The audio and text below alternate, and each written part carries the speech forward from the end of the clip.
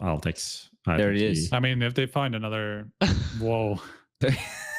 That is going worse and worse. It's so much fun, Prof. It's like arts and crafts, man. At least you should put his thing over his head like this, like over the guy's head.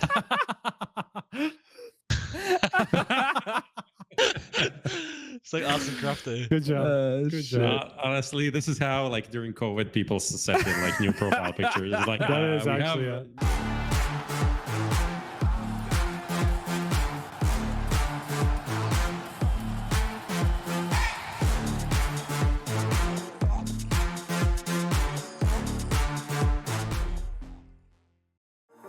Finally, I found what I was looking for.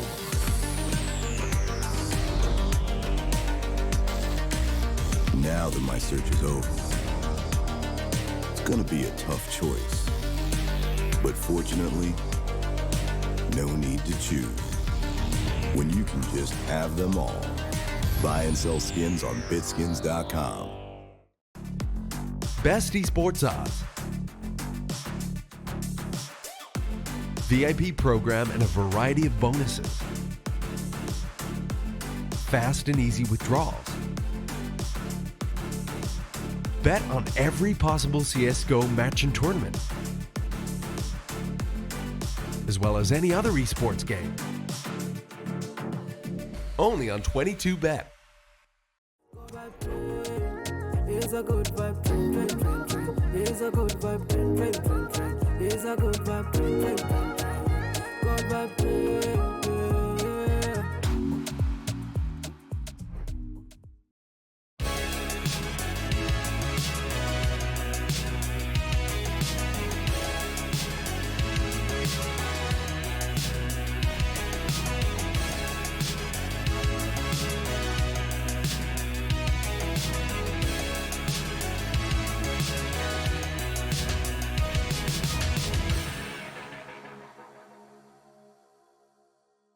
Ladies and gentlemen, boys and girls, Counter-Strike fans around the globe, welcome back to another episode of HLTV Confirmed. It is the end of the season. I feel there needs to be some celebration. I want everybody right now at home, in their living rooms, their computers. I just want everybody just to have a little bit of maybe just a golf clap for yourself, for the Counter-Strike you've watched, for all the people who have been involved for this season in 2023 for CS. So yeah, let's all just appreciate where we're at right now. Quick shout out and thanks to our sponsors. We've got SteelSeries. They got mice, they got keyboards, they got mouse pads, they got our good stuff. If you need any peripherals, go and check them out. We got BitSkins. If you want to get yourself any skins, head over there, check out their marketplace. And lastly, 22Bet, remember to gamble responsibly. Tonight, we're going to be a bit more conversational. End of the season, lots to talk about. And I'm joined by Prof, Striker, and Showmatch expert smooya in the house here today. smooya, there's a lot of comments about the Showmatches, mate. Do you have anything you want to say out the gate? Just happy to be here, guys. That's all. Just happy to be. I'm going to try hard this podcast as well. Okay, perfect. Yeah, there's so many comments. I can't believe it. I was reading something. I was like, what is wrong with these people? Leave fucking smooya alone, man. That's why. It's because he said it on his stream. He said it during the Paris Major, and then of course he has like a lot of influence, right? So it's kind of just spread. But I mean, Simple was baiting every round, lasted every round. He's not tryharding. He's just having fun, right? But when I try hard one round, I'm the tryhard guy. But whatever. OhnePixel now the most influential person in Counter-Strike. Not even fucking close. He's for sure. How do you feel that you helped elevate Ohne to where he is, and now he's taken off to such levels that may never be reached again? I think he's not even half of where he will be. Like, I remember I called it like maybe a year ago. I said he's the only CS streamer that could average 10K plus. Like, you know, like the Pokimane level, like that kind of level of Twitch. I think he's only gonna grow. And then when he expands to like the next other games, CS2 and stuff, it's gonna be super crazy. And he deserves it, man. He's a nice guy. So do you feel OhnePixel should maybe send you like a cut of for a couple of months of his earnings for you setting him up? And no. Okay, well, maybe we can have a conversation with the owner about that in the future. But Striker, how are you feeling, mate? What's the landing to sleep to jet lag schedule looking like right now, Mr. Returning from Blast Washington? It's been an adventure already. I mean, I landed in Vienna at like, I don't know, 9 a.m. or something. Yeah, today. I had some sleep on the plane, maybe, I don't know, a couple of hours. I had a nap. It's been kind of up and down. Heard you dished out for business.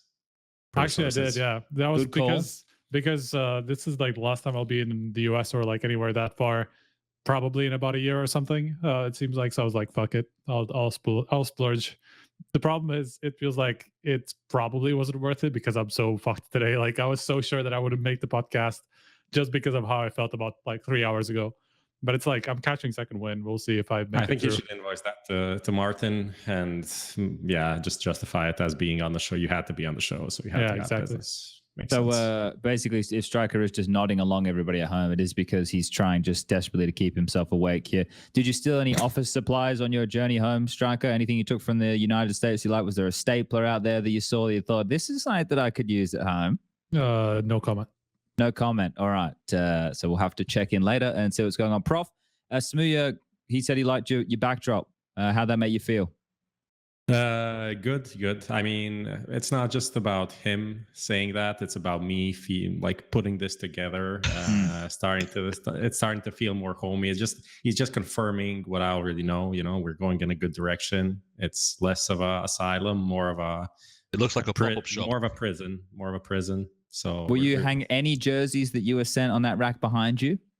I mean, I got some already. No, but if you received more, I'm just saying, let's say that an organization receive more, maybe if we would start, let's say a merch review on HLTV, they would definitely be able to fit there, a couple of them, and then we can maybe do some rotations and stuff like that. All right. Well, if any Counter-Strike organizations are willing to get a merch review going with Prof, let us know. Contact us, and we'll see if we can get it going as a bit of a weekly segment where you guys send in some merch. Prof can maybe wear it on the show, talk about how comfortable it is, talk about the sizing, the type of material. It could be something interesting that we get started here. But let's get started with tonight's conversation. We're not doing a hot seat for Smooth. We'll talk about what Smooth's up to as the show progresses. But there's so much to cover off tonight that we may as well just start talking about it, and hopefully a bit of gossip going on, roster rumors. Roster rumors are sick, man. There's so many. Bro, Chad is so rusty, man. You're so rusty. Come on, man. It's the player break. Everyone's having a bit of chill time. It's everyone going on holidays, flying to exotic locations. I saw your Kinder. He posted an Instagram story. He's in Bali doing something. People are out there. They're enjoying themselves, Prof. But you're right. Before we get into the show, Lucas, roll the bumper.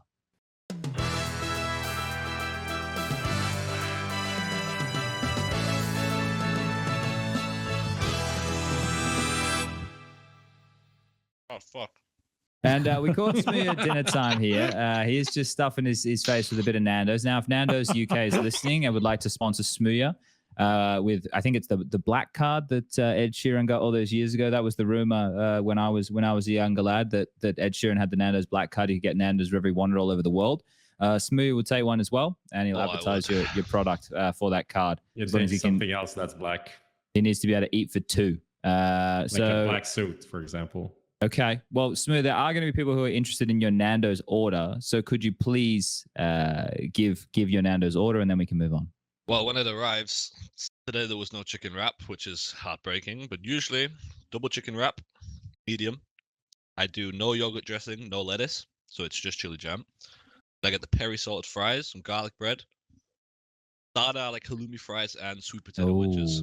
Halloumi fries. Chocolate cake. That's my... If I'm going ham... That's the full order, but okay. Strong. All right, it's good. Glad to know what the Nando's orders look like here. But anyway, let's get into some of the recent news. One of the little pieces that dropped was PGL making a tweet. Now, they don't tweet often, but when PGL tweet, they tweet information. They're not doing fun stuff. They're not doing bullshit. They're just doing information. You gotta love it if you're a robot fan. PGL just giving you that information as it is, and they're announcing the dates of the RMRs as well as the major, which they're doing in the Royal Arena. We've covered this off a couple of months ago now when it was announced that Blast to be running the first CS2 major early next year in March. I said that as well. It's PGL, no? Did you say Blast was going to run the first? Did I? I think you did. I meant PGL because I was thinking the Royal Arena, and that was the fun part, is that we were talking about them cutting the grass of Blast, but yeah. So the PGL CS2 major, the first one is going to be the dates for the RMRs. Europe is February 14th to 24th. Asia is February 26th to 29th. Americas is March 1st to 4th. And then the major itself is going to run from Challenger stage March 17 until March 31. Now, I haven't started doing my calendar for next year, so I don't even know how that looks. I don't even know what dates are available for next year and how that's going to overlap, but at least we know when the major is nice and early. Yeah, I took a bit of a look. It's essentially over what Pro League was last year.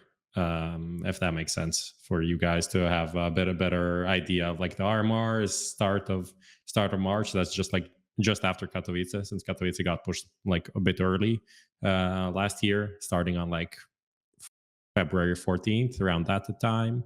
End of March is Katowice, and then from Katowice it would start with the RMRs that are consecutive, not at the same time, and then like 2 weeks break, and then the major end of March, start of April, right? Okay, but there's no adjustment in prize money. They announced the prize money as well again, right? So that could all still change with the release of CS2 and everything that could still happen. But at least we know the when and where. And yeah, that was about it for the information. So not really too much more to touch on there. Does anyone else have anything they want to say regarding this? I mean, just the only thing is that there have not really been any changes to the qualifying format. It seems, at least nothing as we know it. Yeah, nothing too drastic, it seems, because it's just going to be the same thing, right? Like some online qualifiers heading into one RMR, that's it, which is, you know, something that some people had a problem with because it's just like one tournament and that's it. Like you have no second chances or whatever like that. And so obviously, you know, with this sort of a system, sometimes you will get some of these fluke runs, right? But overall, it's not a big surprise. I think the bigger maybe surprise is that it doesn't seem like there are any changes to like any invites or whatever. So it seems to be that it's still very early, wouldn't you say? Yeah, it might change, but like how it's only within the only framework that we currently know right now is the dates of the right RMRs, right? So the stuff could still potentially be influenced. Cool, yeah, but I guess it's just going to be based on.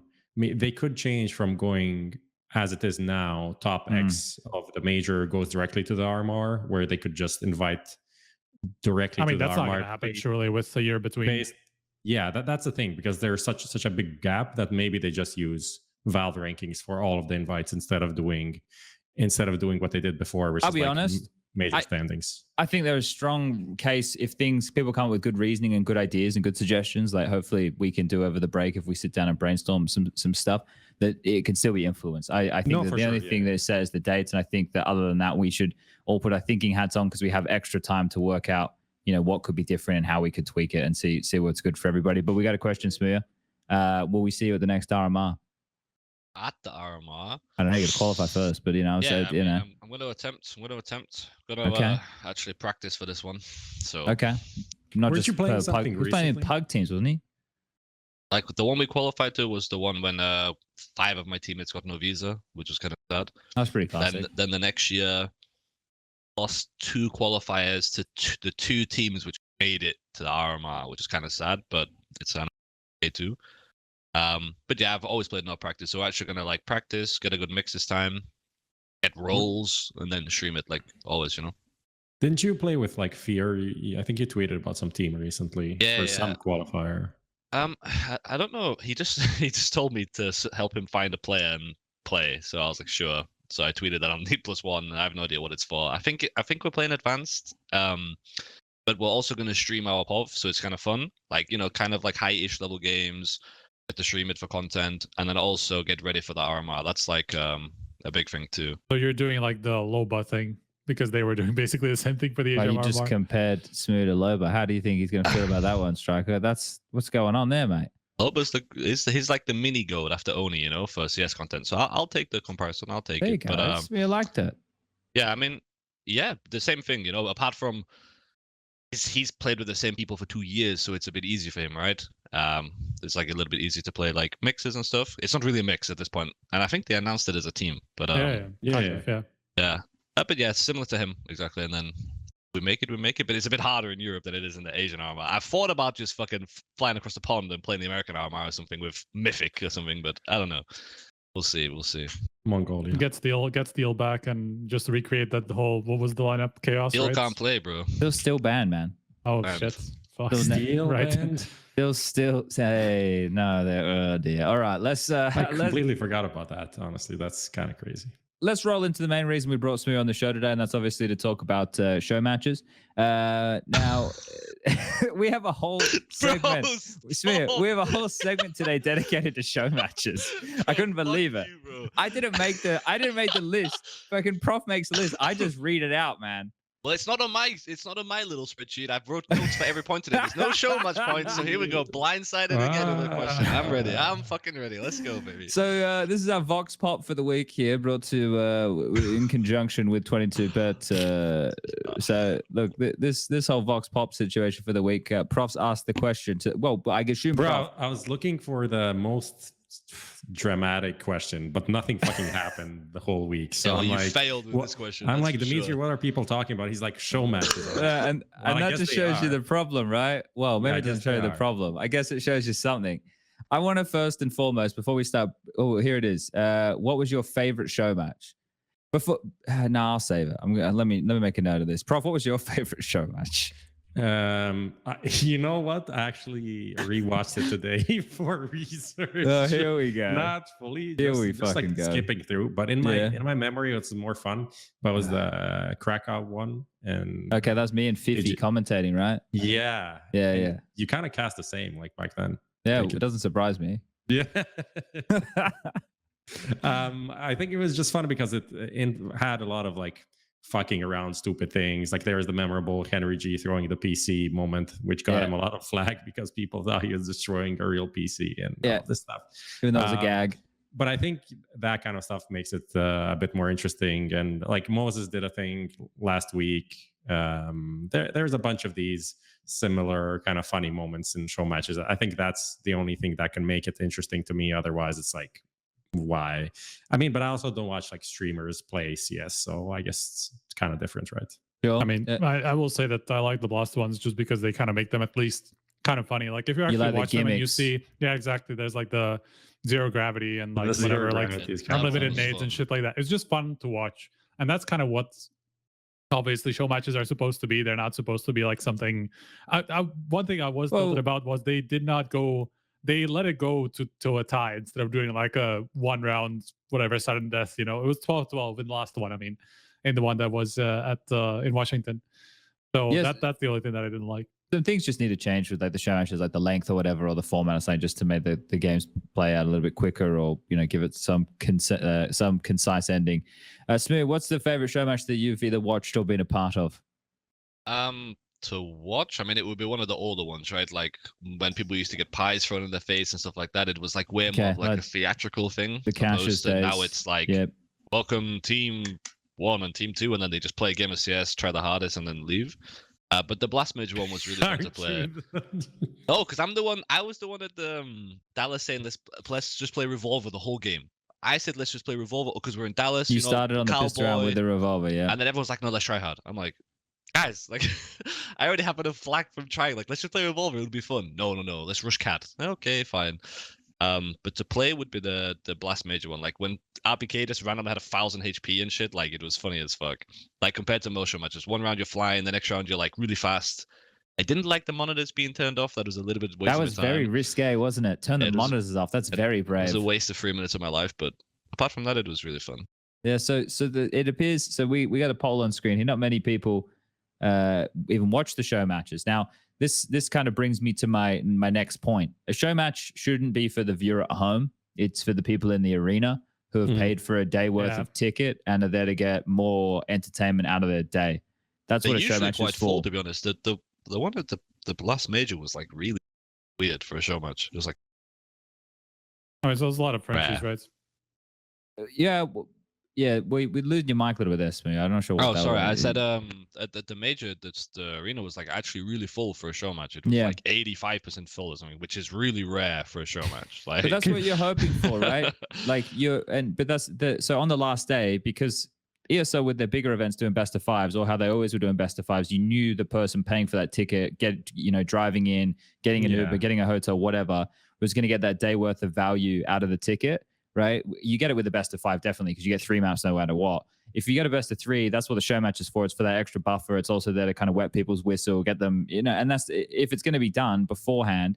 It's not always something that they're going to land. Some of the things I think ESL have done in the past is they did like collegiate stuff in America, like so they'd have 2 like collegiate schools playing against each other in Dallas one year. So as long as it has something that entices the crowd, whether that's something local or a gimmick of the fans or whatever, or you know, like in Australia, we do the caches, which is, I guess it's hard to replicate and do something like that in other places.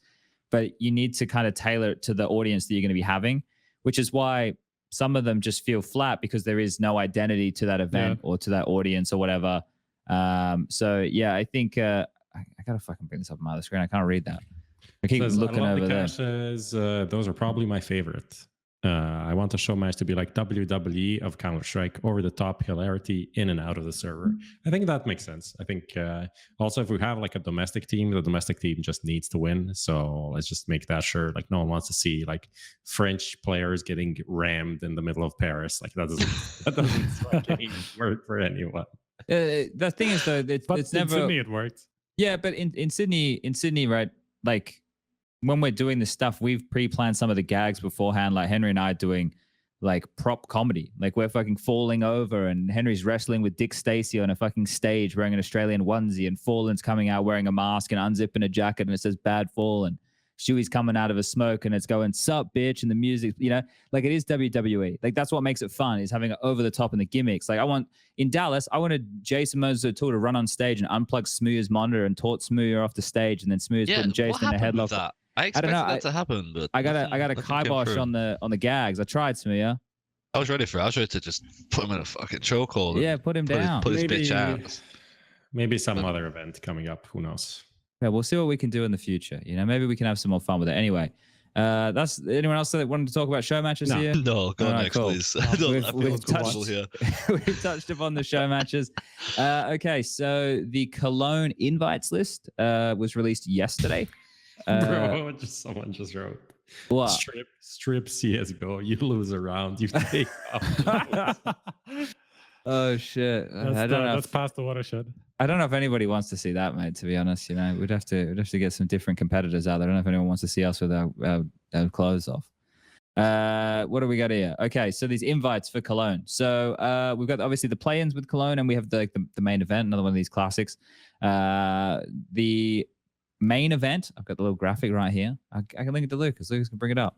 You can bring it up. You got actually got it on the website as well. Hold up. You've got a nice little thing right here. I'm going here. I'm boshing it. I'm putting the link there, Lucas. Bang. Okay, so the invites for IM Cologne are as follows. I'm literally reading the article right now. Vitality, Heroic, FaZe, G2, ENCE, Cloud9, NAVI, Gamer Legion. The invites for the play-in are as follows: Apex, Liquid, MOUZ, Monty, FURIA, NIP, Fnatic, Astralis, Imperial, Into the Breach, FORS, 9, Pain, Greyhound, Mongols. And this is the one where I have a question. I want to throw this one to Striker. Let's see how much he's been standing on top of things. He's having to juggle a lot recently. Different time zones all over the world. Big Academy. What's going on here? Can Big come in and snake this, Striker? What's the official word? I think the rule is you need to keep a majority, and they only play from the main team, or the main team that we know now. It's only KRIMZ and Hyped, right, that we're playing. So technically you could do 4 out of 5 probably. I think you could make that happen. Because you are allowed those 2 changes as far as I could tell from the rules. So not a complete big roster, and I feel like I'm not sure that if Big would actually do this, to be honest, because they just kind of like threw people who are already in the academy before into the academy team, right? But at the same just time, to play Meisterschaft, like Big aren't even playing Meisterschaft to qualify for the home event anymore. Isn't that kind of fucked? But that's the problem, right? Like they want to go with any team to Cologne. Obviously that makes a lot of difference for the organization as a whole because it's a home event and all that stuff. I don't know what they're going to do, honestly. Like I haven't figured out, or I haven't heard back about like what their actual plan is, but I would imagine that they will not pull an asshole move and just like cut their academy roster out of Cologne, you know, and well, just hold like up, move it. Striker. We've got Smooya on speed dial with God Beef right now. Smooya, I mean, what's God Beef saying? Well, I haven't spoke to anyone, but word in the grapevine is... I mean, of course, I think they're just going to play it, but with Sin instead of somebody, as I understand. I'm pretty sure they're just going to slot in Tabs so and they someone could else. Snake it. Bring in Tabsin. I mean, they're 100% going to play like with them, like most of their main team for sure. Like 100%. Yeah, I don't know. And they're going to go as Big, I think. Not even Big Academy. Sorry, I'm pretty sure like that's what's going to happen. That like, would they're make gonna sense. Even rename when they go there. So... Yeah, it's kind of weird. We'll see what the rules are. People well, are that's why saying they that did like that, though. people are saying like Hype and KRIMZ don't count because they're just like stood in. So I saw that comment quite a lot, but I don't really know, and we didn't get a response from depends. any of the parties yet. Yeah, so. it depends on which rosters counts, right? Like if it's the Meisterschaft, whatever it is, like the separate rosters they have for that league and the whole tournament, right? Or if it's just the one that actually qualified for Cologne or whatever it is, you know. So it's hard to. We haven't gotten it clarified. Still investigating. Yeah. Waiting for official word. Okay, yes. Interesting. Well, I guess the other big part of this here is in this invite list is no VP on the list. I'd say that's probably one of the biggest omissions of the teams here that I scanned through, and I don't see anybody. We're going to talk about it a little bit later, but they just they won the ESL Challenger event in Katowice. But they're missing from the list. Is anybody else notable missing? Complexity would be the biggest one, I guess. Yeah. Okay, so nobody else notable is missing. The Gamer Legion being in the top 8 invites is going to be a shame when siuhy goes over to MOUZ and their whole team kind of falls apart because IME is going to get picked up as well, and then it's just Isaac, Kios, and Akol. So that's going to be interesting. But we'll I just saw before I saw the invites, I saw siuhy's tweet about excited to be in Cologne because last year I was there as a fan or as a viewer or something, and I'm now going to play it. And I was like, are Gamer Legion invited, or is he just leaking his move to MOUZ? Yeah. I was just, but obviously both are invited, so he will play there regardless. No matter if that move comes to fruition or not. The roster changes are basically going to decide it's going to completely flip whatever we think is going to happen right on our head, because I swear so many teams could make changes. It's completely crazy. Between now, in the 2 months we have in the run-up to, what is it now? Even less than that, actually, a month and a half. It's 6 weeks until Cologne. Yeah. There's going to be so many changes. Then and now, literally half of the teams that are in Cologne could be different. Yeah. And even teams that people might not expect to make changes are just investigating. But let's get the housekeeping done, and then we can sit here and gossip like a bunch of, old men sitting on the porch, rocking back and forth, talking about the good old days. So Elisa Masters is going to be returning to Espoo. Hopefully I've said that right. Yeah, I think we did it better this time. Yeah. Yeah. Last time I think I butchered it a little bit. But it was cool last year. It's in Finland, right? It was later in the year. Last time. Yeah, it had a good atmosphere. I remember watching. Yeah, it was a little decent sized venue. You want a fun fact that it's not. I would love one, but I'm pretty sure it's accurate. I'm pretty sure Elisa Masters Espoo last year had more viewers, live audience, than the last 2 seasons of Pro League plus the last Blast finals. Yeah, that could be right. It could. Yeah, it could be. That sounds wrong. Could be right. No, well, I mean Washington was I heard somewhere it was 1,000, but I don't think that was. Didn't he say the World Finals? Yeah, he didn't say Washington. Oh no, I meant the last the Washington finals. Washington. Washington. Yeah. Washington was somewhere. I heard reports of. You can probably even add World Finals to that math, and it would still check out. Well, because Espoo had 3K probably or 4K or something like that. It was super good to play event. And EPL has 300 people. 100. Probably 100, okay. Maybe 150, maybe 150, something like that. I think Blast World Finals was around 1,000, maybe. And I heard that Washington was 500 to 1,000, something in that range. I don't think it was 1,000. I mean, I didn't 1,000 high count, but I don't think. Yeah, I think 1,000 is a bit.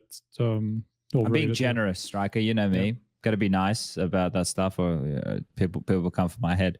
Okay, where were we? So that we were just talking about how we thought it was a good event last year, and I also think it's important in the ecosystem to have more events trying to run this. Striker, you made a very on point tweet.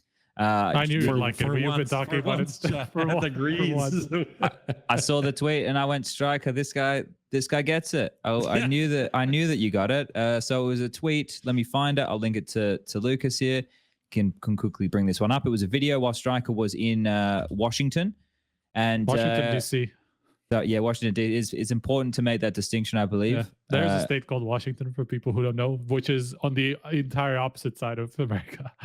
So yeah, it's a big place up there. But a crowd of just a few hundred is enough to make a decent atmosphere, as long as you're not trying to fill a 10,000-seater arena with it during the first day with the audience in DC. Yeah, so it's about the people who are there. If they're having fun, if they're making some noise, an intimate atmosphere can be cool. I think something akin to darts is fun for a Counter-Strike kind of vibe. People having a good time hooting and hollering and having a couple of beers.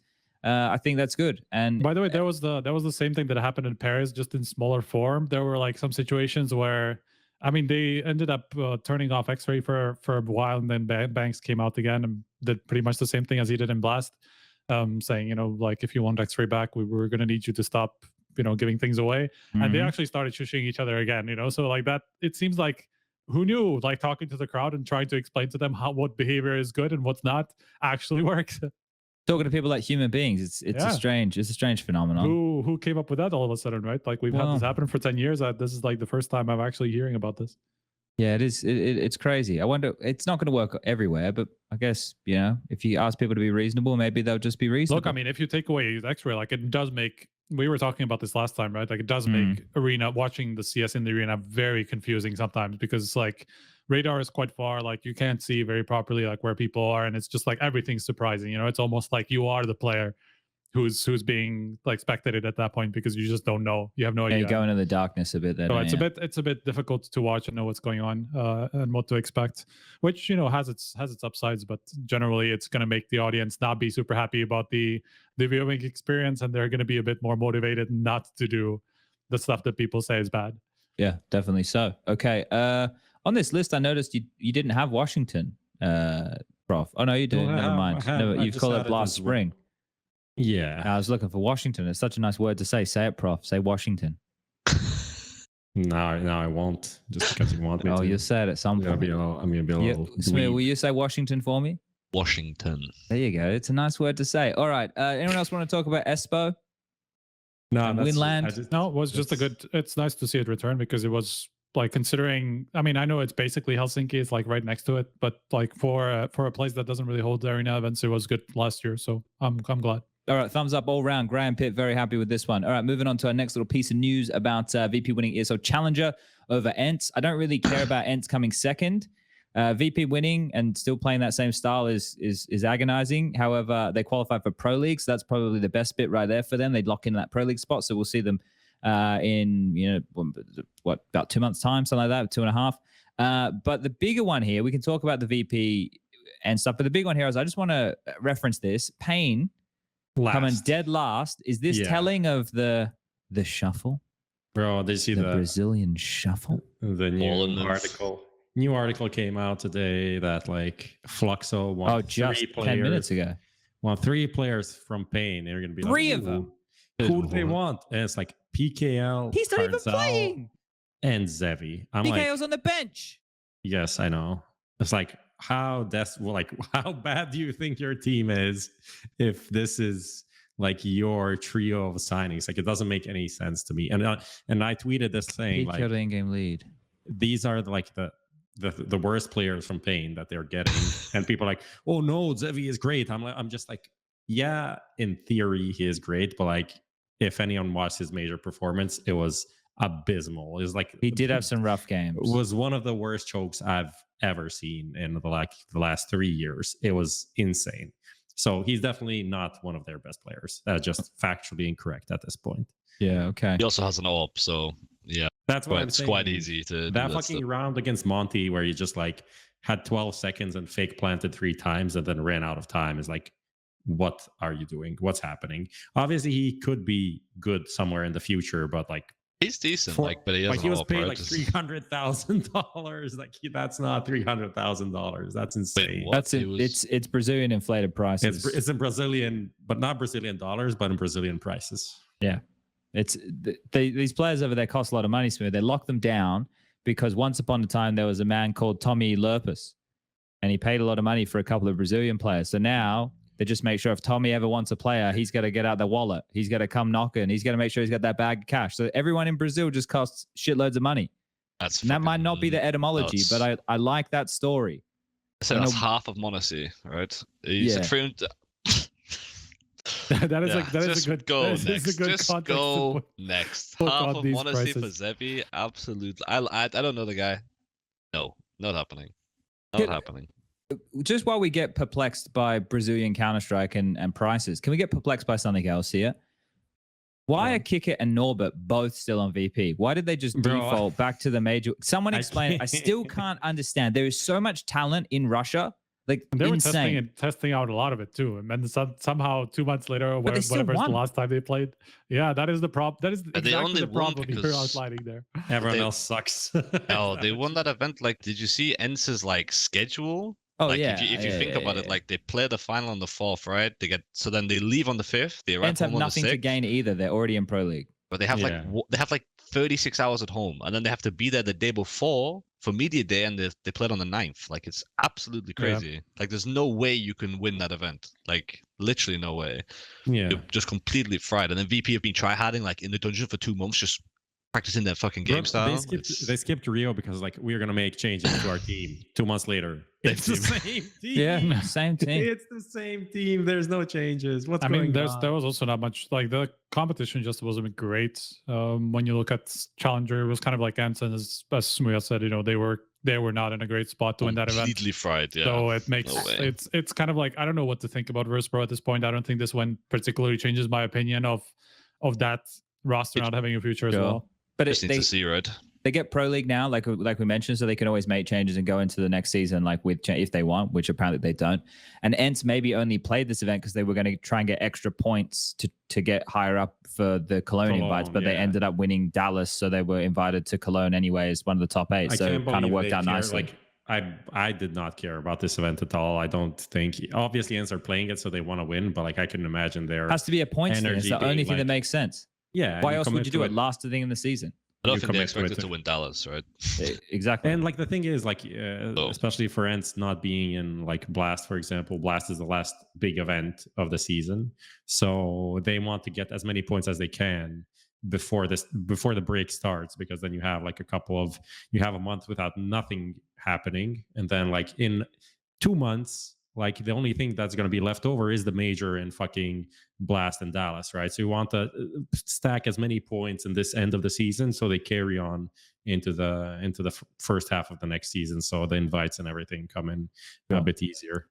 Yeah, and with that win, I guess it's going to even accelerate them a little bit further in that conversation. All right, do we want to talk about? Let's talk about Washington. Fucking North American events when you're not in North America, eh? Like they're late. The games are late. Chatty B's up at 7 a.m. No, you know, getting late to watch a bit of Counter-Strike. I'm waking up the next day and watching the demos. I don't know if I can stay up that late. But it looked like it was a good time. It looked like it was a decent atmosphere. Striker, you were the man on the ground. You had boots on the ground. You were there. You were in the weeds. You were checking it all out. You had the atmosphere, the people, the faces, the interviews. How was it? I liked it, honestly, just because of the video that we were showing. I think the atmosphere just delivered. And I actually called it ahead of time, too, because I saw like the seats were like just a few hundred. Like I knew that that sold out super quickly, right? And people were even complaining there's not enough tickets. I think they opened up a few more, but like nobody knew about it or something. And then like people had to go to the actual box office or whatever to buy new tickets. Then some more came out, whatever. But like the setup was small enough that I knew, and like the actual venue is just built for, I think it's like women's NBA, and like the actual setup for that is maybe about 2.5 times of what it was for Blast. So like the venue is pretty small, you know, so it's just gonna resonate when you have that amount of people there already, even though it's just a few hundred.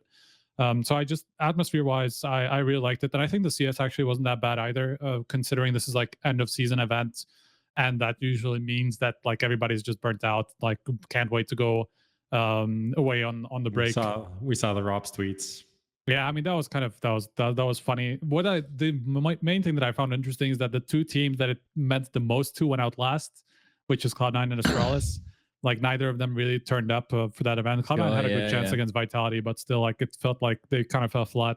And Astralis, I don't think we expected them to have like some amazing event. I think the Dallas top 6 was kind of an overperformance. So maybe this was kind of a return to the mean. But those two were like my main takeaways, apart from obviously, you know, the heroic Vitality storyline. Did you watch much of what was going on? I mean, a little bit. I just have this problem where I just romanticize G2 winning every event that they should win, and every time they lose in the semis, I just can't watch the rest of the event because it just hurts me. So why do you think they're broken, Smee? When you look at them, why do you think they're broken? Who hurt them?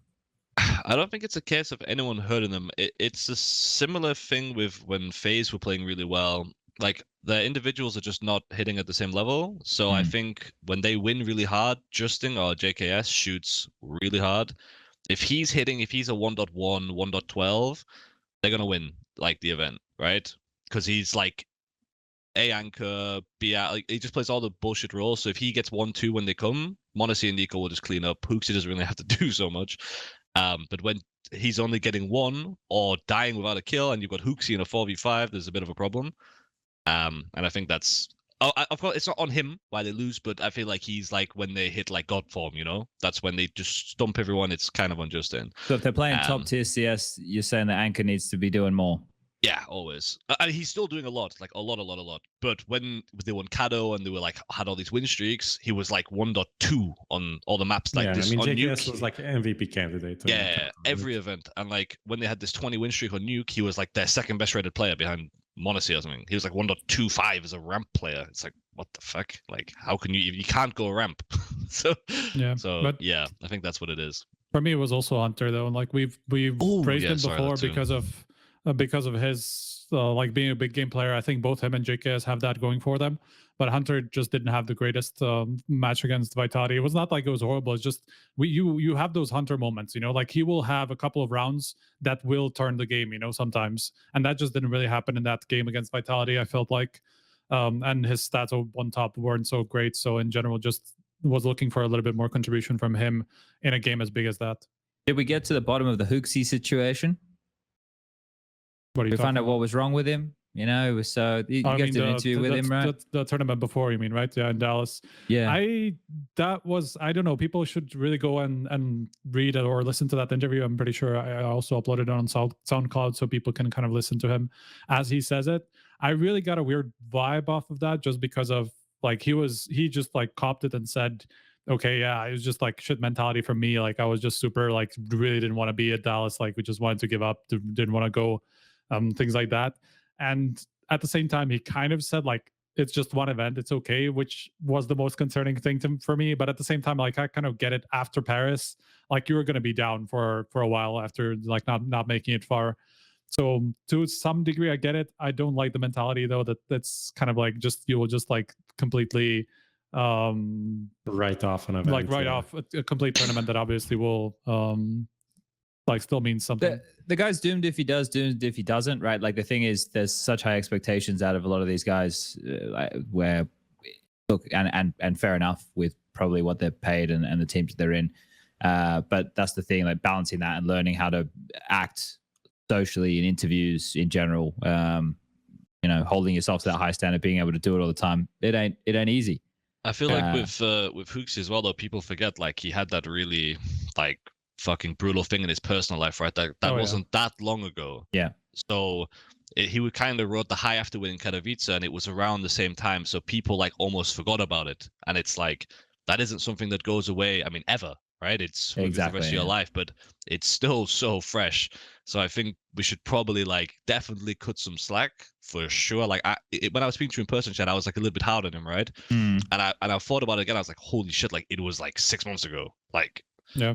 Holy fuck, like I can't imagine going through that. And then you open your Twitter, you get your death threats, you get, you're such a bot. It's like, bro, just give him time to chill. You know, it's definitely not, the fact he had the success he had is amazing and he deserves it for sure. So I give him some more time, and I retract my statement saying like he deserves to be cut and stuff, you know, because he just needs to fucking, you know, deal with it in his own way. And, you know. Yeah, I will say like just literally a week after that, when they were in DC, he did look like the hype man again, and just like trying to bring the mood up and stuff like that. Obviously, you know, people will talk about his stats all the time. That's inevitable, and no, that's a separate argument though. I feel like mentality definitely was better at in Blast. Yeah, look like there's more energy. Let's cap off of the overall, because I think a lot of the conversation we're going to have about these teams is probably going to merge into what we think might happen with them, roster changes and stuff. So we'll try and preserve a bit of that there. So it was the Vitality versus Heroic final. I think you watch that final, you still see, and to the type of Counter-Strike we were seeing there, Striker, you're still seeing Heroic going for those type of classic Heroic plays, like that one round where on Inferno they had B, but Cadian takes the bomb, runs up mid. Yeah, right. Like, man, so I still have yet to talk to somebody from Vitality just to explain, just to see if they were actually saving or if they we're expecting that play. They were expecting that play, because like that, the way that round transpired for me, right? And I have looked back at it a little bit, and I kind of confirmed what I thought at the time. Like Heroic were so quiet on B for so long that I was like, Vitality might just go like, whatever, fuck it. Like either we don't really have the utility to retake. We might either we save or they will make this play, and or maybe Spinks, I think it was Spinks who was in ruins, we'll get a kill and then we all rotate for like a 3v2, right? So there was a lot to unpack there.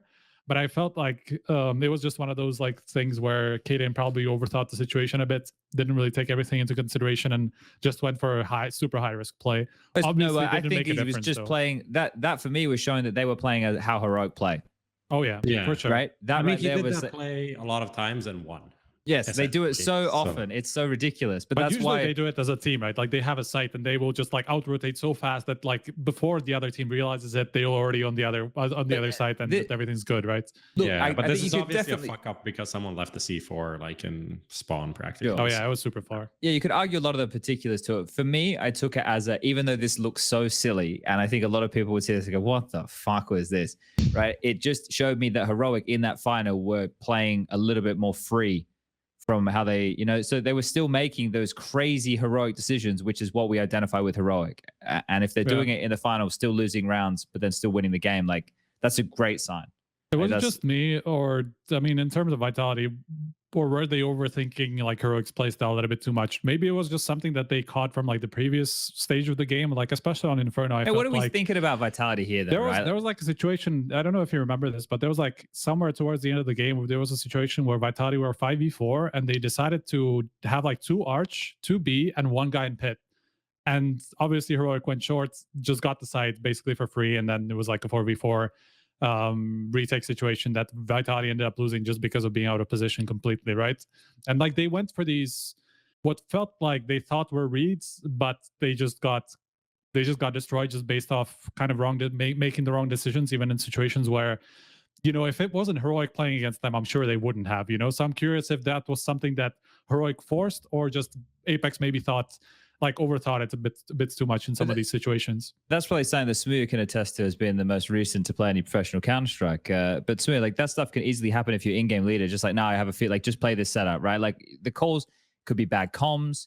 It could be someone saying, if they're playing these stacks and these reads that Striker's talking about, right? They're either being outmaneuvered and they're trying to prepare for something. Yeah. Or the in-game leader just has, you always have a gut feeling. Someone makes a call. It's weird because like with the people like say the Heroic do all these stacks and stuff, it's very rarely Cadian that calls them, from how I understand it. It's very rarely the side players. So maybe it's the same for Vitality too. Like sometimes people just, they had an extra sip of Coke and they think they got some master plan in their mind and they say some mental shit and you end up in a setup you've fucking never done before, and then something bad happens. But honestly, playing against Heroic in practice and when I used to play too, I mean, you just don't know, man. Cadian's just fucking nuts, like completely nuts. He does the craziest shit. So, the read was fine. Imagine the pit guy gets 1. Maybe the situation's different. And that would have been fine, right? All but free. Like, you don't have to take that risk. Yeah, it's probably just one of the Vitality guys, just a bit pumped, made a little bit. Yeah, I mean that is what happens against Heroic. So I'm curious about like if it was just like the heat of the moment, where like how Heroic play, they will just like turn on a dime and just immediately go to the other side. But it's like there were a couple more situations like that I can't remember off the top of my head, but I just had that feeling throughout Inferno, especially. I'm happy with sloppy Counter-Strike towards the end of the year, where there's a few more risks and a few more duels and more aim mapping. It was fun to watch. It wasn't the best for sure. Individually, it was okay, but I feel like team-wise, there were some like weird fucking decisions across the whole tournament. I want to ask this, Prof, because I want to pivot before we get into Skinionaire. Because we talk about all the other fallout from Blast and everything after the fact. But what the season has come to a close now, right? We're going through like a transition phase into CS2 at some point, right? We don't know when we're getting there, but we know it's coming in the near future. What kind of feelings, or like if you could have a word or a phrase to kind of summarize this time period that we're in right now? Do you think it was a success? Are you excited for the future? Like, how are you viewing things right now? When we're talking about future or past? Well, it's all of it. Like where we're at right now. Like it's a very weird question. What's your kind of thought about right now? There's no right now. If it's passing, that was limbo. Well, I'm living in the now. That's now I would say is just like I feel like it's kind of for a lot of teams, maybe not like 3 teams in the world. It's like anxiety time because no one knows what the fuck is going on in terms of Counter-Strike 2, but also all of the roster moves that are potentially going to happen. And the worst thing is, like, you can make the best roster move in CSGO and might not actually work in 3 months when the new game is out. I feel like that's where we're at right now. It's a lot of uncertainty. Therefore, uncertainty breeds stress and anxiety. I'm curious if the way that people would approach it, and especially some of these teams that don't have a lot to lose, like some of these are just lower tier teams, you know, like let's say maybe not an OG because they're not necessarily in a position to build like a really strong team, but something like that. Some of these teams that can bank on like upcoming talent, if they are going to go for young players just based on them having a better chance to adapt to CS2 over time, you know. I don't know if that's the best strategy necessarily, but I can see how some of these teams who can take risks, unlike, you know, let's say like a Heroic or maybe a NAVI and things like that, that will probably go more for like tried and tested, maybe not NAVI specifically because their options are a little bit rough, but you know what I mean, like some of these top teams that might consider changes but will not go for like big risks. For anybody else, that might just be the time to go for like, I don't know, like just build a team full of youngsters and like maybe around one veteran, you know, like around Nexa or whatever, and approach CS2 that way, you know, where you are just banking on young talent being able to transition to CS2 the best. It is going to be interesting to see what happens with the influx of the new set of players, and because we have a bit of a lead time before we get into the RMRs, like so the first major circuit is going to be interesting coming into the new iteration of the game with the collision of the current like competitive circuit with the ESL and the Blast and all the other events colliding with now everybody can play at a major. Like that is where I don't think people are going to be able to shout up and down about upsets so much, because we're going to have so many new like players, like likely as an influx and so many new names on the board. But yeah, I want to get into the Skinionaire thing. smooya, do you have any feelings about it right now? Are you like hopeful for the future? Is this like does this feel good for you as a, you know, a player, a streamer? I'm fucking excited. Like for me, it's my goal right now is to just stream, but for 2024 is like I want to have 6 months of actually grinding the game, because I think if you try to, it's the same with like when Valorant came out. There's no right way to play CS2 when it mechanics are completely different. There's gonna be new maps, new meta. Yeah, sorry. There's like a new map, new meta, as you say. Like it's gonna be completely full different. So I'm just gonna take 6 months to play 12 FaZe pugs every single day to just really learn the ins and outs of the mechanics and just go in it with an open mind and just see what happens. Like. And then for 2024, I want to like try return again to actually play on a team, opposed to just play FaZe pugs. But I think it's important to have the time to like actually learn the game, because a lot of people are going into the game thinking, you know, it's clunky. No, it's a different game. It's not clunky. It's not CS:GO. You can no longer jump up on a box, crouch, and shoot instantly. You have to jump, land, wait, stand up again, and then shoot. You know, so there's so many little mechanics that have changed that it's gonna nerf a lot of players for sure. That are like stuck in their way of thinking about CS:GO. So I'm excited as fuck. Yeah, that's everyone's talking about that. That's kind of a weird thing about CS2 is like we don't know if they want to nail the same feeling. Like to some degree, it seems like they do want to replicate a lot of the CS:GO movement, a lot of these things to be the same, but inevitably it won't be the same. It'll be as much as possible. Things will still be different. Yeah, extremely different, like just from the beta. But that's the thing at the top level of anything, right? The details which to maybe a newer player they don't notice it at all, is to somebody who's spending thousands upon thousands of hours playing lots of matches, looking for those details. Because like Counter-Strike in its purest form is like about discovery, where you would always be in a server with a mate, like checking this angle or checking this one way of this smoke or checking how good this pop flash is, or can you see me here? What if I do this? What if that's what like Counter-Strike, that's what, you know, people have done for 20 years now in investigating the game. And the same thing is why like for smooya and all the people who want to play professionally or whatever, it's a hopeful time, because you get it's not going to be a great leveling, but it's an opportunity right now where the understanding of how to approach CS on a macro level is pretty high. Sure, the meta will like change in terms of what we're going to see teams running. The meta at the is rounds. Be out of the window at that point, because there will be no like most efficient tactic available there. That won't exist. You'll have to figure it out. There's like an idea though that you can like, for example, how to play a 4v4 or a 3v3 and how to like that transitions over. Like the new kids, it's going to take them a long time to learn that, but the general meta opposed to like, you know, how you should rotate or it kind of transitions even to every map. Like Anubis, Ancient, all this, maybe not Anubis. Anubis is still getting figured out crazy, as it is. But, yeah, it kind of transitions most of the fundamentals, as you want to call it. But yeah, It should be exciting though, and this is the thing. I think what you pointed out here, smooya, is important for a lot of people who want to be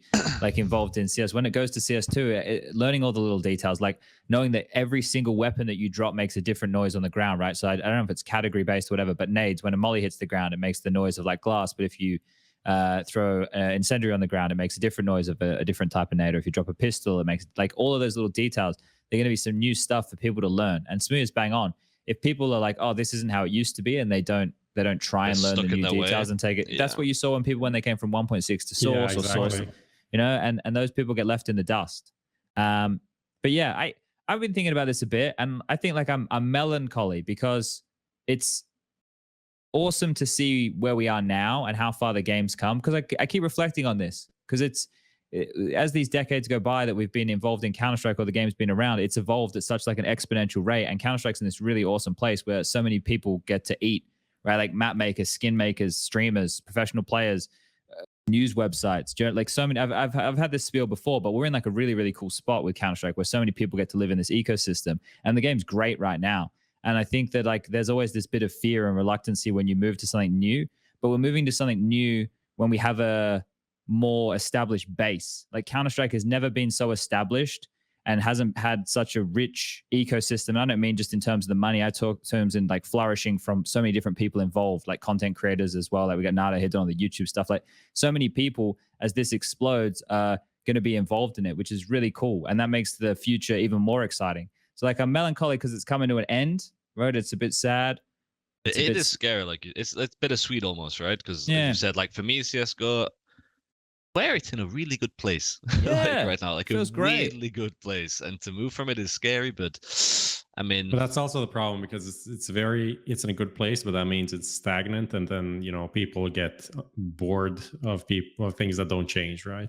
It's true. It's too same. It's just the same. So the skins I know. Look good though. The new game. Yeah, that's all that matters. Some of them look banging. Some of them look absolutely banging. Okay, let's get into this. This is a great little segue for us. Thank you, smooya. We're going to go into Skinionaire. Who wants to be a Skinionaire? Brought to you by BitSkins. Look at Lucas. He's fucking ready to go tonight, isn't he? smooya, you're going to give this one a crack. You got 5 questions, multiple choice. Everyone in chat, type BitSkins right now. I need like a link or something. I can read it out to you, or you can have a link if you want a link. That's fine. You read it. I'll close my eyes. And cool. smooya is the champion, and you are playing for one lucky viewer at home who may be winning the skin of the value that you win. Now, Striker, you can assist, but because you're jet lagged, I'm not sure how great of assistance it will be here for smooya. Prof, what is the theme of tonight's quiz? Well, we had some like smooya questions, and we have some general season questions. Okay. Who won PGL Krakow in 2017? All right. So we got a mixed bag of questions here. Well, let's kick it off. Question number 1, smooya, are you ready? Yeah, let's go, bro. Let's go, Lucas. Load her up. smooya is known as the Rat King, but which talent member is known as the Rat? Dinko, Henry G, or Scrawny? I don't even know that. Striker, can you help him? Has to be Henry, huh? My guess is Henry as well, but that's something I must have heard at some point, but I just don't know. Like Dinko's not been around long enough to have like an established nickname. Dinko's the Rat. Is it a little bit? What? He is? Yeah, he's the Rat. Safe call? Yeah, safe call. But I'm gonna lock it in. Looking at A, sorry, Dinko. Henry, I suppose. Correct answer is A, Dinko. That was easy. This is not an easy question. What the fuck is Dinko this, the Rat. man? Why is he the Rat though?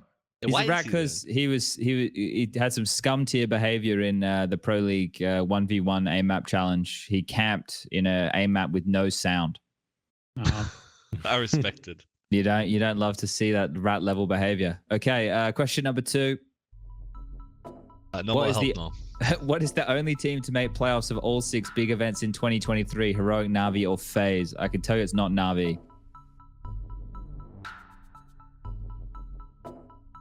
All 6 big events. I'm leaning towards Heroic. It feels like a bit of a trick question here. Yeah, these questions are hard, bro. What the hell is this? Well, what's Heroic's issue been this year? Gotta make you work, bro.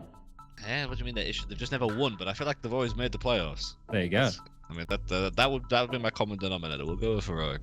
I clicked. I locked it in. Locking in A, Heroic. Correct answer is A, Heroic. All right, bang. What did FaZe not make? Bunch of stuff. The Katowice, I think. Oh.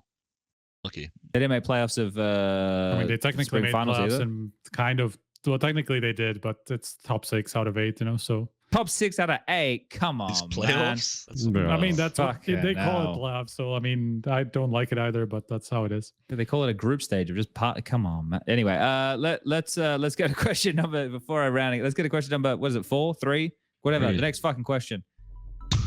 At the face at the face at London. I assume it's meant to say major. Okay. UK had players at a CS:GO major. My boy Def, Rory, man. He was the first UK player to make top 8. I was complexity, the second. right? Complexity, right? He went to Valorante. He made it to top 8 before me because he beat me in the 2-0 match to qualify to make it through to the thing. Damn. And then we won the next game against Ty Lewis. I mean, oh hell, right. But I looked at him, but it's not working. Now Lucas has to okay it because he's letting you explain your answer, which is half the entertainment. Sorry. So there you go, 3 from 3. My boy Def, man. I miss him. Yeah, well, he's playing Valorante, isn't he? Just got dropped on his head, but let's move it on. Yeah, okay. Question number 4. Which player has the highest KD difference but not rating or KD on the T side at big events this year? The Shiro, Zahu, or Robs? Why is that making me laugh so much? So who's the biggest? Who's the biggest brat is basically the question. Like who has the least deaths is the question probably. I mean, I checked recently, and I mean, not this specific thing. I mean, it's Zahu or Shiro, obviously. I'll go with Shiro because that guy never dies. We'll go Shiro. All right, looking in. Locked it in. Shiro, correct answer could be wrong, is though. Don't be Robs. It made me sad if it's Robs. No Please ways be it Shiro. Robs. Please be Shiro. Oh, I had a feeling. Yeah. Fair play to Robs. Robin cool, man. All right. He is the true beta, though. I should have knew that. He is the true beta. He doesn't die a lot. And 5th and final question here. Can only get the $15 skin, everybody in chat, but you can still win a $15 skin. It's better than nothing. That's what I always say. Question 5. After a foul move to Mongolia with smooya, Snappy had to settle for a spot in ENCE. Who was on the team when he joined? Diha, Madden and Diha, or Hades?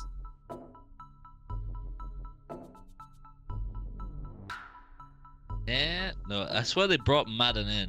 Was it just Daicha? On ENCE. I know the answer to this. Oh, well done, dude. I don't. Is this a great question or what? Help him out, I mean, Striker, it's like, man. well, Hades joined from I call them Whistler pissheads because they like to drink a lot of fucking vodka. So yeah, it's but not him. Hades replaced Dalo. Exactly. So he wasn't on the team No, already. it wasn't. He wasn't. Yeah, Madden. I swear, Madden joined. You guys, 15 seconds. I just got Daicha. But Okay. There you go. Fucking an A. Correct answer is Madden joined, right? Yeah, Madden from, like, joined the last apart from Nerds, right? So correct. Diho's correct. It's a $15 skin. The confetti comes raining down. Smooya gets brought out a bottle of champagne. He can't believe it. The smile on his face. The massive The check. sparkler. The $15 check. Can I cover the difference again in the skin? Can we do a $50 skin? Bro, you and I never cover covered it? that. Bro. Yeah, no, he might have bought me a drink or something at the bar. Did that count? We'll make it $100, and I'll give me a PayPal. We'll do something that's never been done before, because that's fucked up. That question, man. We'll do $100 skin, but I'll do the $85. But give me a PayPal email right now, and I'll send it. Lucas, you got to talk to Spoo about this one. But that means $100 skin. Rhino. $100 skin. Whoever wins. Who wins? Who is wins? Rahigno. Rhino, I guess. No, let's keep it 15. Whatever. I don't like that guy. We do 100. I'll cover it. I swear to God, Lucas, we'll fix it. Congratulations to Rahigno. I cannot co-sign what Smir is saying right now, but if it comes through for you, Rahigno, I'm very happy for you. If not, I'll check right now. You can talk to Smir and Lucas about that. All right, that's Who Wants to Be a Skinionaire. Now let's get into the juicy gossip, shall we, everybody? Now, okay, yeah, all right, let's play some ads, shall we? Be right back. It's a good vibe, train. It's a good vibe, train. It's a good vibe, train. Good vibe,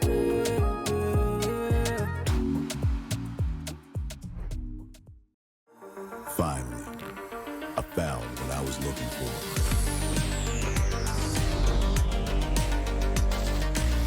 Now that my search is over, it's gonna be a tough choice. But fortunately, no need to choose. When you can just have them all. Buy and sell skins on BitSkins.com. Best esports odds.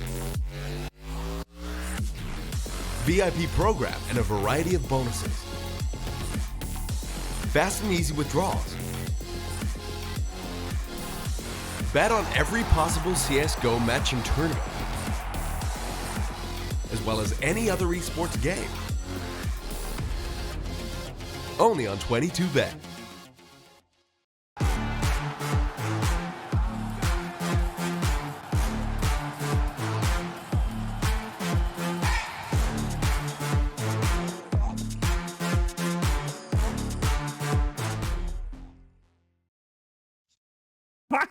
Welcome back from the ad break. We're going to look at some report cards. Smooth's just been grading Prof's report card. I don't know what grade Prof got. I played A star. 20 games in the last year. Nice excuse for him. I touched the 7. I touched the 7, and then I downranked. Then I played a game against fucking JW, and Bertra threw it so fucking hard that it's insane. It was like free elo, fucking free elo. Oh dear. That's all I'm Okay. gonna say. Well, let's do something that we might have a shot at here and critiquing some of the teams throughout the first half of 2023. Now, was it Dimitri who did this up, Prof? Yeah, he made I have the report cards; those I made myself. Oh, and okay. then the transfer thing, Dimitri. That's made. Dimitri. Okay, well, nice job on the report cards here. I see. I used your template. It looks very nice. It looks very nice indeed. So if we could, how are we going to show this? There we go. Here it is for everyone at home. So this is just a bit of the general statistics over the first 6 months of the year. No surprise to see actually the Silent Stem 4 still the most predominant. It wasn't much of a swing as I thought, but we could probably measure these percentages and see how much it changed from like the last 6 months of last year. I'm not going to do that. Maybe one of you in chat can do that right now and work it out for us. Inferno, is this only LAN? Oh, it is LAN. Okay, so lots of Inferno. LAN. Yeah, Anubis, so few played. How Come is on, the Sounds got Anubis. more kills than the AWP? Is that normal? Which? I've never seen one of these report cards that the A1S has more kills than the AWP. Yeah. Is that normal? Yeah. That feels crazy. What the fuck? Well, that's thought for, it would have it's more. for all players, right? Because I like know, 8 but players still play it's- M4, right? Or But I mean, usually there's like, but still, I thought it would be higher. I don't know why. It's pretty close. Well, it's close-ish. I mean, you have one Oprah on a team, and then for other players who are probably like split half and half or three. But in this 3-1 meta, people use double up quite a lot. That's why it's like, and usually they kind of carry, right? Wait, you're selling the org here? No, they double up. I I said. thought you said the bullpup. I was like, all right, first of all, he's trying to pretend to be old school. And then second of all, Okay, all you right, talking Smea. the bulldog, mate. I don't know how much of the fucking fair enough. Yeah. Well, is this top 30, Prof, or is this every team? no, just LAN. Yeah, Okay, just so full LAN. there are things here that are going to be slightly skewed, especially like the maps and the sides here. I wonder if for like the top 30 teams or maybe the top 20 teams, if Anubis is less T-sided, because I feel like the CTs are starting to get a better grasp on how to hold that map now. Inferno is still being just T-sided. This is like 6 months, right, from the start of the year, and at the start of the year, Anubis was like very, very T-sided. So Yeah, that's true. It is starting to swing back a little bit. Okay, what else we got here? Let's go to the first report card, shall we? Do you want to go in any particular order here, Prof? Do you mind? we can just go in the order. It's like kind of from the best teams towards the top 10ish, towards the bottom. I didn't throw in like the Apexes and like Gamer Legion and these teams that just made top 10 because realistically We don't have a whole season to critique. Yeah, they did great, and it's great, but not who cars, but who cars. Well, it's like just one hard. event that we can really rate them on, right? Yeah, and So- we can say they did good at that event, right? Which is it's just a bit harder outside of that. Okay, so before we get just talking about Vitality, I made a tweet like after Dallas, just talking about all the teams who had won trophies of the bigger events since FaZe had won Cologne, right? That's before we went on the break last year. So basically going into the same point as we are now, it was just later because Cologne was before the break last year. Now Cologne is after the break. So after the break last year, you went EPL winning season 16. That's like after Spinks had joined throughout the break, right? So they win EPL season 16. Outsiders win the Rio Major. Fall finals won by Heroic. World finals is G2. Kato is G2. EPL season 17 is FaZe. IEM Rio is Vitality. Paris Major is Vitality. Dallas is ENCE. And then Washington is Heroic. So you can see like there's a big mix of teams who have won trophies in that year-long period. Obviously, one of the more notable names who have been at the upper echelons in the, like, I guess the top 5 conversation, NAVI, right? They're not winning a trophy in that time. That's probably the only name missing. Cloud9, maybe? Could say Cloud9, yeah, but the whole Buster move was a little bit sus. That's why they're struggling. Yeah, so no Cloud9 trophy, no NAVI trophy, I guess no Liquid trophy as well, if we were going to talk about, like, you know. When's the last time they won a trophy, though? I don't think they're kind of borderline. They could win, but no one expects them to. Yes. So just looking at, like, that framework, and obviously we're talking about... Liquid's last LAN one was, like, 2019, and then they won online, EPL, NA, and that's it. Okay. Yeah, all right, yeah. When did Twist leave? Feels like forever ago now. 2019? End of 2019, no? What? I know why they haven't won. Yeah. My boy Russell, man. The big player. Well, I'm just looking at all these trophies, and I'm just trying to say to myself, like, trying to think what this means, right? We know we don't have a dominant era right now. We don't have any, like, top team who's just going to win anything. It feels like anybody can beat anybody, and I think that's kind of reaffirmed by looking at these trophies. I think by form at the moment, the two best teams in the world are Vitality and Heroic, based off the Major and Heroic's consistent form throughout, and then getting this last event in Washington. Where would we put Vitality? I feel like they're always going to have the Major. So we say Vitality are the team that won the season. That almost goes without saying for me. They're the only team who won 2 tournaments as well. So the grade that we give to Vitality would be the highest grade, I would imagine. Right? Because not an A+. Not an A+. But what if we give Heroic an A+? They were, like, in every fucking playoff, weren't they? Like, how can we do that when Vitality got the biggest? They got the best score on the biggest test that counted most to the grade. Why would you give them an A+? It's not outstanding. It's great. Have they also made playoffs? But could be better.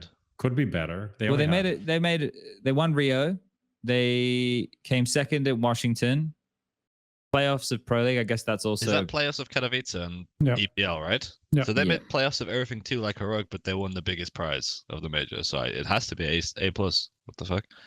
I guess they didn't go to Dallas. I don't know. For me, it's not an A+. Well, explain your logic here, Prof. It's good. I want to hear it.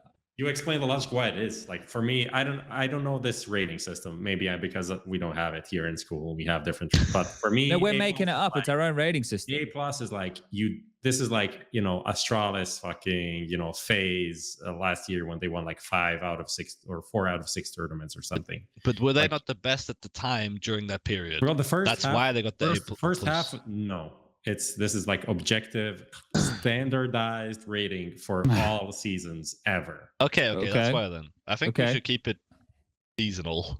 Because if you're trying to grade this, you can give Heroic like a B+ or an A-. But this is our class right now, Prof. Right? Our class are only the teams that we saw compete in this season. Yeah. Right? Like an Astralis season. An Astralis season would be an A+ season, right? But that's because they were the best. Like right now, Prof. Some of our kids that we got in school, they're not so smart. Some of them, they don't have all the brain cells there. We got to help them a little bit more, but we have to grade them for the year. And if the kid gets the highest score on the test, mate, you got the highest score on the test. Even if it's a 5 out of 10, that's still like the highest. You know what I mean? And I think it's an A+. It's a bit unreasonable to hold people to an Astralis standard, man. Like, bro, 4 or 5 years later. Half of you would make a fucking change in Vitality today if you could. Like, I would make 2 changes, but it's there you go. Who's out? But they're still they're not. They good won the enough. fucking Major, bro. Like, you're not A+, bro. All right. Okay.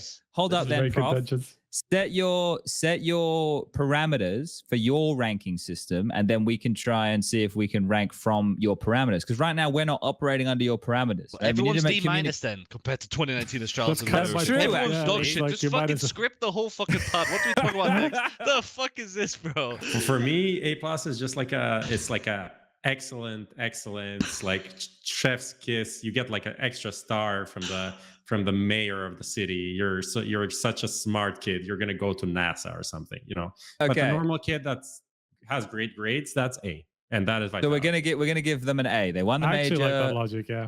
Okay, all right. See, and this is why we communicate, everybody. It's important to do so because even if you work things out. Even if you look at this season, like in relative terms to each other, rather than like to an Astralis 2018 or whatever, sure, you will still look at Vitality as a team that could have done more. So, like if you're looking at it, so we'll go with an A. The first half of the season, no one actually thought Vitality would win the Major. Like my pick for like Vitality to win the Major was so random. It was random as fuck. And they look at them as like they make playoffs, but they're never gonna win anything. And then magically, it's like, oh, actually pretty nice. You actually might be right. I think you've convinced me. No, but it was good that we had that makes sense, it conversation. makes I mean, sense. Maybe even an A-. Honestly, they were kind of shit. that is about pretty it. good. Yeah, like, but this feeds back into the point that we're going to talk about with all these teams. Like, there's no god team at the moment. Your note won the major. That is pretty good. Yeah, that's essentially the sentiment I got from you. Like, you were like, well, it's pretty good they won the major, but the rest of the year they fucking didn't rock up with a pencil case. The cunt was asking for a notebook from next door. Bro, he was asking like, to use a dog ate my calculator. homework, bro. Like, what is happening? You don't even have a dog, bro. But they won the major. That was pretty good. You know, so this is, I thought that was an apt statement right there. Like the cutest fucking notes, dude. You put a smiley face at the end after the good. It's like perfect. They had the plan. It was to peak for the major, and they peaked. they peaked for the major, right? So I think it was pretty good. Yeah, let's move on. Okay, so you don't want to talk more about Vitality? We'll talk about more in the roster changes. I mean, we can if you guys. We'll talk about more in the roster change. Let's go. Let's move on. Now Prof. We're just setting kind of the expectations now, and then we fuck all the teams up and change all the rosters. Yeah, exactly. Okay. So, Prof, where are you putting Heroic? Are they getting an A as well? I feel they'd have to get an A. No, let's not take the piss now. They could not get the same grade as. No it's way, an A-. no way. It's an A-, if anything. They came second in Katowice. Not first. They came second in Rio. Ooh, okay. But they lost a lot of teams that they weren't supposed to. They came top 4 major, top 4 Dallas. B+ for me. Results wise, yes. But if you look at like individually, all those results like standalone, like I don't know if they all rack up to like an A. To be fair, they lost to Gamer Legion in the fucking major semis. They lost to Gamer Legion. They lost to I'm just like absolutely blanking because my jet lag brain is just not working. They were good. Excuse. They were good, right? Let's think about this. They were good like at the practical, but they were bad at the theory. Right? Like they when it got to the theory, they couldn't pass the test. The practical was great. When you do math, like you know how to solve the thing, but you like fuck up the 5 + 5 is 10. You're like write 12 or something. Yeah. And then get to the wrong results, right? Yeah. They were doing it all right. They just yeah. Well, they obviously weren't doing it all right. Kind of just choking under pressure. Okay, so we want a B+ here.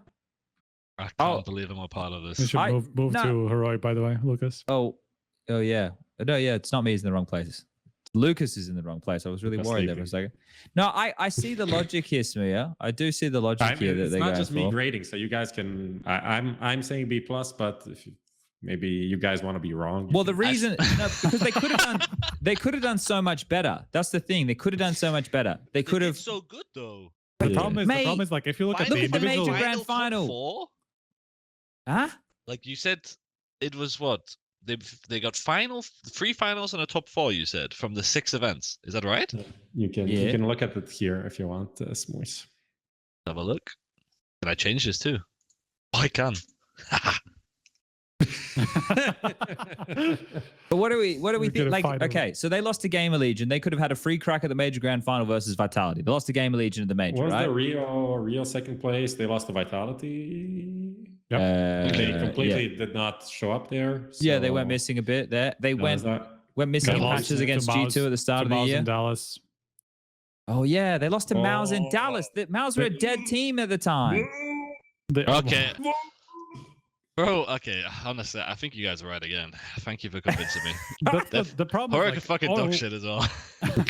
Overall, I think results-wise, yeah, I would give them an A just because they made three finals, won one of them, right? And they're just super consistent. But like, if you look at individual results, like each of those tournaments individually, like you will see problems there. Let's say. I'll be willing to give them an A here if smooya is. I mean, I'm eating again. All right, well, smooth's willing to give him an A. B+. Need to work on. No, wait. First aid required.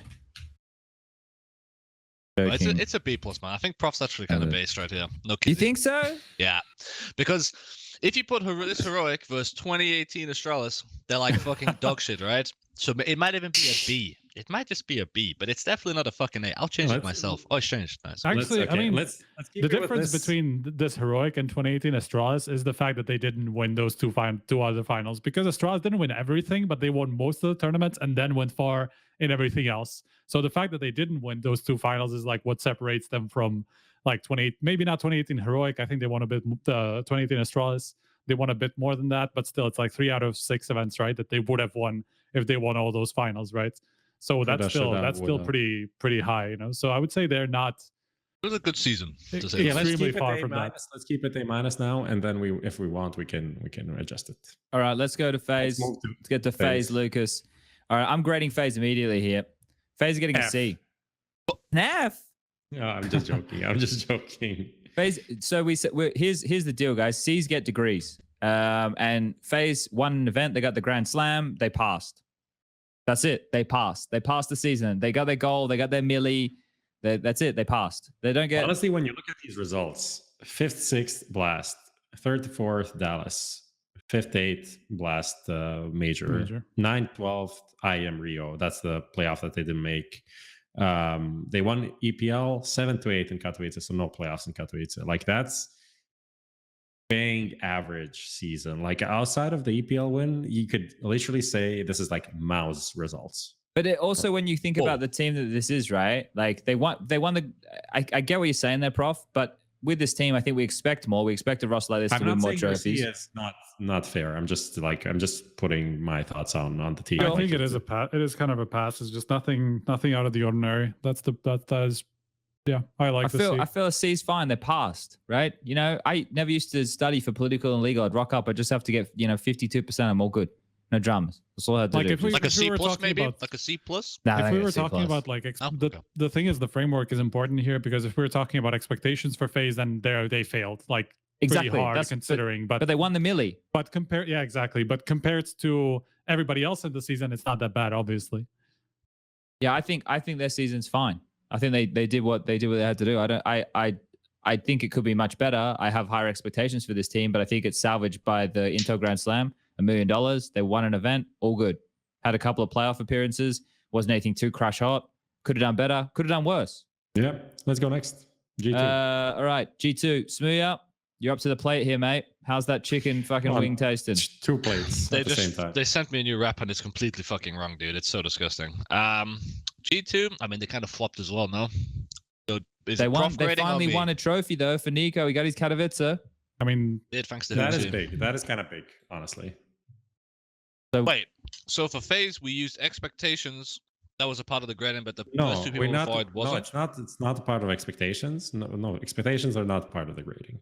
Yeah, okay. Then for what, a B minus, C plus, that kind of range. Like, the trophy win was big, but they also the same thing as I don't know. right? They did better than FaZe, to be honest. I don't think they did better than FaZe.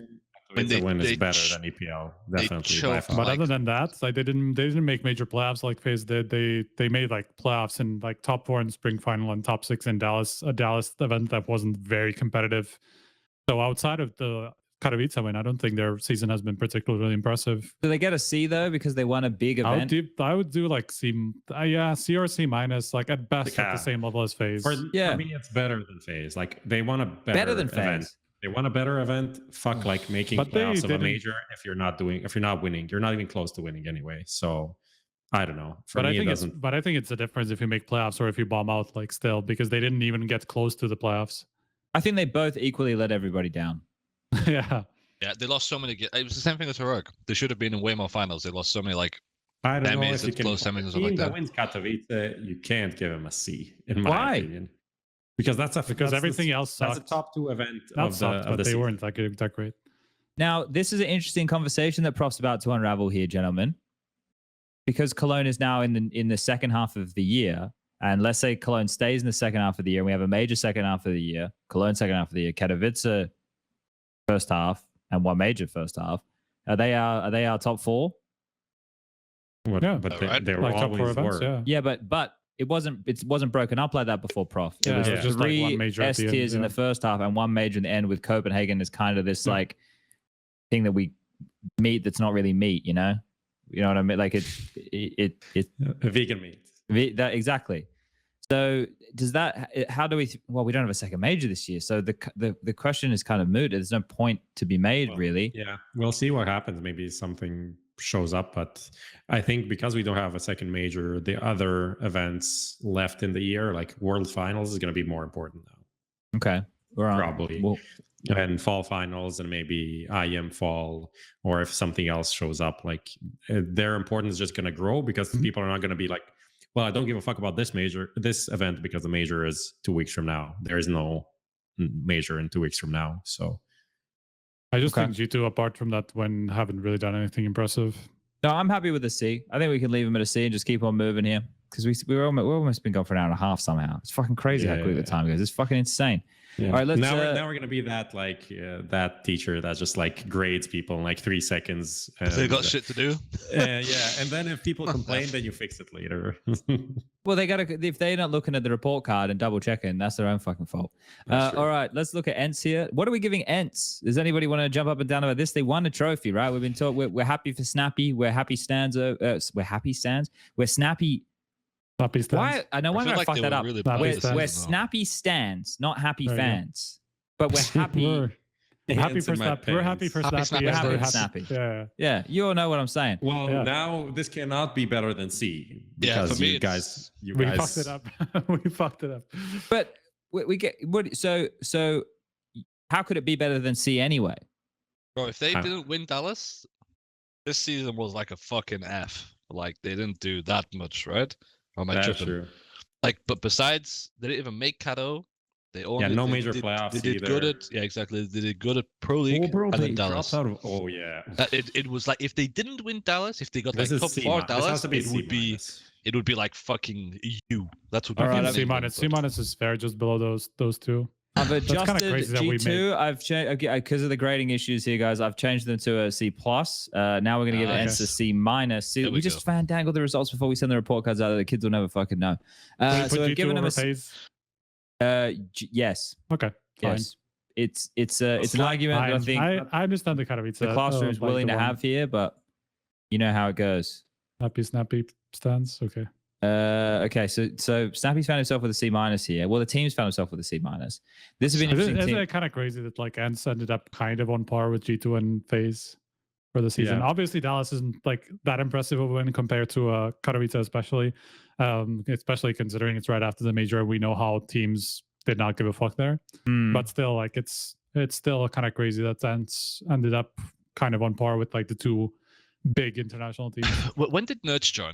It was quite recently, right? Is that why they started popping off? EPL. He definitely added. Added a lot to the team. Volder wasn't it. Season, man. Completely. And he has so many good moves. Like I like watching these moves. They're really fun. Like he has like these nice aggressive setups. He's a good player to watch. He's an exciting player. He has to play on fucking high ping. These poor motherfuckers. It's the high ping. All right, let's keep jumping. Let's go into Cloud9. Okay, so Cloud9, I think it might actually have to be an F. Yeah, I agree. But they made a final, so that's gotta mean something. Are we doing that? Are we grading it like that or no? Oh, bro, you could attempt semi-final and a final. You can attempt to grade. How do you feel about it, smooya? Dude, look at them fucking team stats. Holy shit balls. Fuck. That shit's an F. That shit's a fucking F. How many swears can you put in 2 seconds? I love them. Like individually, I love everyone on that team so fucking much. Like they're the nicest people ever, but this ain't it, chief. That's all I'm gonna say. Like they need to win something during the season. Like especially how everyone's winning. Usually it's go on, sir. I was just gonna say, especially lately, like they beat all the lower lying teams, but then like once they face anybody from the top 5 to 10, like they just lose to everybody, and it's like it doesn't matter who they play, as long as it's a top team, they don't beat them now. I don't know. The pickups were a bit sus in my opinion, but yeah, I would say. What grades are left? We have there's a D, NAVI, Liquid, and MOUZ left over for the this could be this is an F then. If we're going in terms of like what they their season was a nightmare, man. They didn't even make the major. Their season was a nightmare. If you don't make the major, your season's fucked. Oh, I even forgot about that. Right? I mean, you could there is no. I think if they make a major, you can give them like a D minus or something, like scrape by. But that shit is brutal. With no major. Obviously, they played like online stuff and won a bunch of money, but that doesn't Oh count shit! I in this. forgot about all the money they won. Yeah. Online What Counter did they win? Strike. They won two. They won. I won Brazy Party and Yeah, whatever and was the other thing. Boom Bet Urbanistic. They won like 300K over 2 online events Wow. Yeah, within I like a think month span. I think over these 10 teams that we have here, Can I give them an F plus because they won those online events, Prof? Will you You object? can put it in notes. You can put it in notes that Okay. they showed That old form. they're willing to work hard, but the results are still not there. On the internet, showed promise on the internet. They showed some of their old form, like back when everything was online, and they were like it's the best team in the world for 6 months. Yeah, well, that's where they do good work. Okay, there we go. Show promise on the internet. Need to bring that to the classroom. But you know, on the internet, like whenever you do those exams, this is gonna take so far out of context, but it's funny anyway. But people don't do exams on the internet. They are literally cheating all the time because they can like Google and shit like that and do whatever they want. So I don't know. F sounds. I mean, putting- maybe they just have their like older brother next to them telling them the results, and that's like groove. That's like groove. That's like yeah. That's like the fair enough. I'm leaving. I'm adding the F plus because they use some of their online winnings. Exactly, smooya. They use some of their online winnings to pay for it. That's how much money these kids have from winning online. So they've bought themselves a plus. All right, let's jump into NAVI next team. I'm willing just to slap this one down right now. I'm willing to throw it straight down and just go a C, just a hard C. No way. I don't know, bro. If we put ENCE Come on, at a man. C minus, don't if we make put top ENCE row. at a This C is a minus, D. this is probably a D. Come on, I mean, man. they still made three semis. Look at D all the plus. playoffs. How D is it plus. C? Come on, man. D plus. I would say D plus too. D plus. Take it. I or wouldn't leave put it. them on. I wouldn't put them on par with like FaZe G2. So you think it- Double D. You think it a D? You think it a D plus here? Oh, You think it a D- bro, you they think it a didn't even D play plus? the last I wouldn't two even give it a events. plus. Yeah, they just fucking took. They had an early player break, man. Simple's been streaming Valorant for the last fucking Now 2 he's weeks. streaming Counter Strike on fucking. And he's been losing every streaming. game now. Fucking That's true. remove that plus right now. So put the note in the notes. We want simple. Less- on the less front, Valorant. paste it Let's see. lost Has he streak. won a game yet? I was watching before. Let me check. He's been having such a rough time. I feel so bad for him, man. What? What's up? Has he won a Almost game deleted. yet? I'm checking I right just now. deleted the whole. Oh, he Navi won a slide. game. He No, you won? didn't. Okay. I No, did. you're- I brought you're it fine. back. No, I you brought it didn't. back. It's all good. He won a game. He's broken the streak. He's got a W. He got an Anubis win. He's Let's go. back. See, we missed it. It was a fucking 16-4. He dropped 26 kills. He heard you talking shit, Smooya. About time. Who wrote this? Who wrote this? Who wrote what? Less Valorant from specific players and more motivation. Fuck.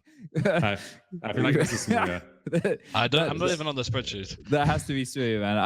I definitely didn't write that. So we'll leave that in the fine print for Smooya here. Let's there we go. Okay. You have to say like Katowice top 4, EPL top 4, Rio top 4. Bro. Kind of nice, but like not even making major playoffs, not even playing the last 2 events of the year. It's just very. They weren't even close to winning anything. That visa issues, Yeah. man. Come on, Prof. What are you saying, man? Visa issues, Issues. Yeah, fair enough. We can't really grade. I don't know if. No, that that's dog fair enough. We can't exists. grade visa issues. They got a sick note. They weren't allowed to travel. You know, they got written a note. They weren't allowed to go on I the think they'll school have to excursion. repeat the grades. That's Okay. it, so. All right. Well, let's So get on to failing, Liquid. failing to show up for enough classes. This is Striker's favorite team. Striker, what are you grading your favorite Whoa. team? Wait, I have to re-click. There we go. What happened to Elise? Man, that was my For Liquid. that was my like pick of last year, but like ever since then, it's not really been the same. What are I you mean, giving it's got to them? be. It's if we put Avi at a D. at best, It has to at be a best D a as D well. minus, at best D a D minus? minus. I thought you said B minus. Oh my god. Going in with a D minus here. Striker, why are you giving them a D minus? I mean, because like semis in Katowice is pretty much okay. They made playoffs at Paris Major, yeah, but like the semis in Katowice is kind of the only impressive result. Okay. With Dallas, Yeah. they just kind of phoned Because it like in. I'm just comparing it to what we did for Honestly, Navi, right? I think we did a great job grading these teams. I think it makes sense, honestly. Well, after you put your parameters in place, Prof, it's all about the parameters. You got to remember that You gotta remember it's But all you about helped. the parameters here. You helped because you pushed me, so I needed to like, Yeah, we got to explore what's going on inside. It's always about the questions. Okay. Well, let's get on to our last team, and then we'll talk roster rumors. MOUZ. Yeah, whoever put the F, that's fair enough. I think it was Prof. That's fair enough. I The mean, F, fair enough. That's a Prof level move right there. I don't think anyone's complaining about an F. I feel like our parameters suck because now we literally just went from like first to 10th, and almost there's almost no variance. There's variance. There's some variance. We got an A and A minus. We got an F for Cloud9. No I guess Bs. that's the big one. We didn't give out any Bs. But this We didn't give out any Bs. Yeah, that's because of Prof. Prof put. Who did he put in C? Was it Heroic? Wait. No, no. Oh no, Heroic. But we had B plus. We had B plus for Heroic at some point. No, FaZe was fucking Chad. They had to get a C. They had to get a C. I'm sorry. You're standing on that one. They weren't. It's whatever. All right, let's go. Let's keep moving. All right, let's get into the fun stuff. Now we're going to talk about some roster shuffles and changes and everything like that. This is quite a broad topic. There's a lot going on. The siuhy situation is an interesting one. So you guys put out an article, Mr. King Demps, yesterday, talking about siuhy is close to returning to MOUZ. The Certo reported first, just to Okay. I don't look. I'm going to be honest. I'm just fucking reading the HLTV website, guys. I'm not keeping up with media and the headline. So what does that mean? It just means it's not coming from us specifically. Oh, okay. All right. Well, you get to teach me this stuff. I'm just a fucking idiot. I mean, to be fair, we have changed it for literally that article. That was the first one that we did that. So because just to be more consistent across the board with how we frame things. All right. Fair enough. Okay.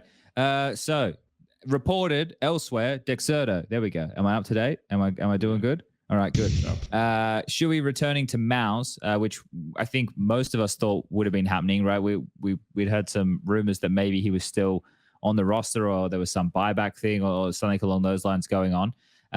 Now the question is, are there more changes at MOUZ? Not should there be more, because I think that some of us here agree that there probably should be more. But have we heard? Will there be more? What's the street telling us, gentlemen? Because I think that there's lots of opportunities to make changes at MOUZ. They don't spend money. Is that the problem?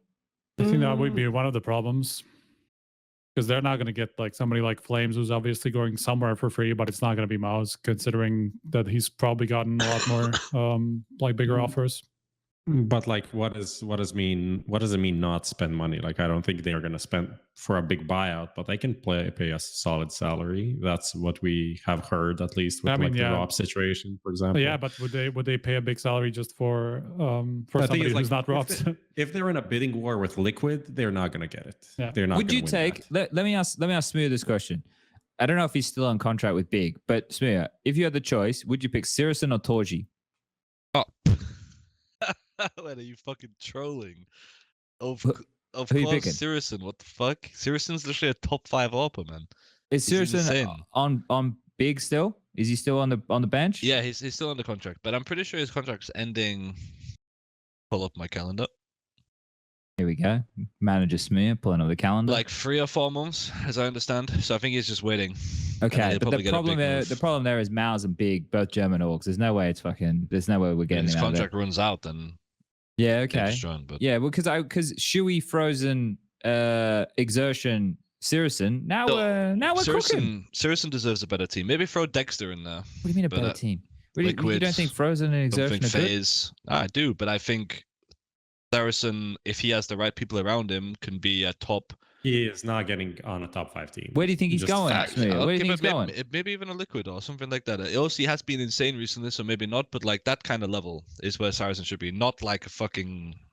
I don't know. I think. I mean, MOUZ surely is like the best syrsoN could do. Yeah, I guess now I think about it, makes sense. But what do you think about like?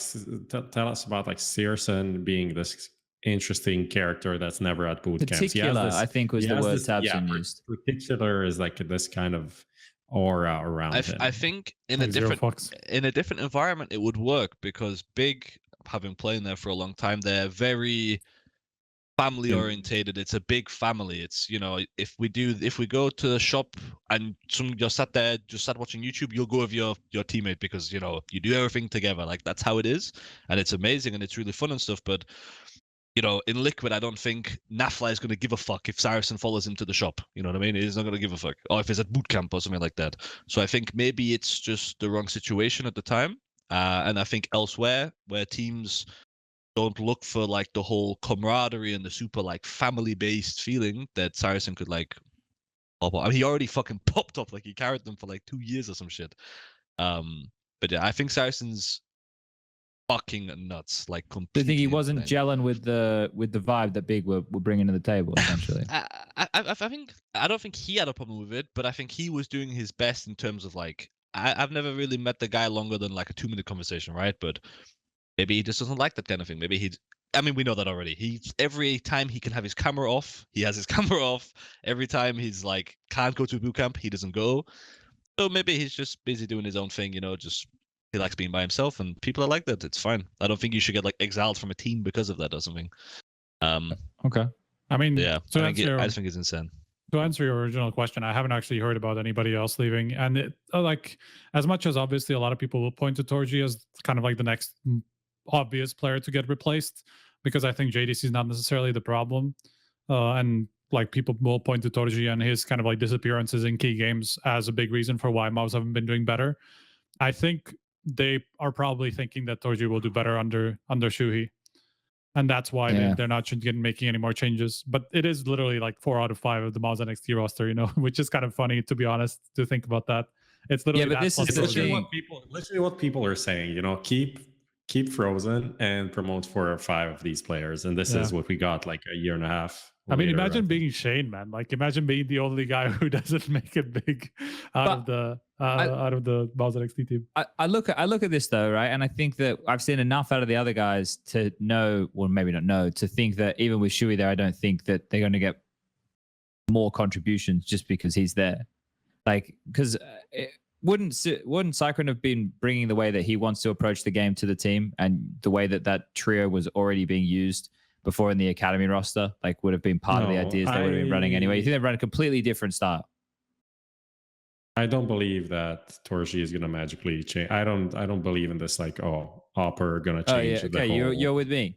Yeah, I think torzsi is gonna play better. But I understand that you can. It's maybe better to try it out than, you know, fork out for a different Opper right now. Like, I feel like you're sacrificing the whole start of the season, though, aren't you? But he's not that bad. torzsi's insane. He's also a really good Opper. He just kind of had what I went through when I joined Big for the first time.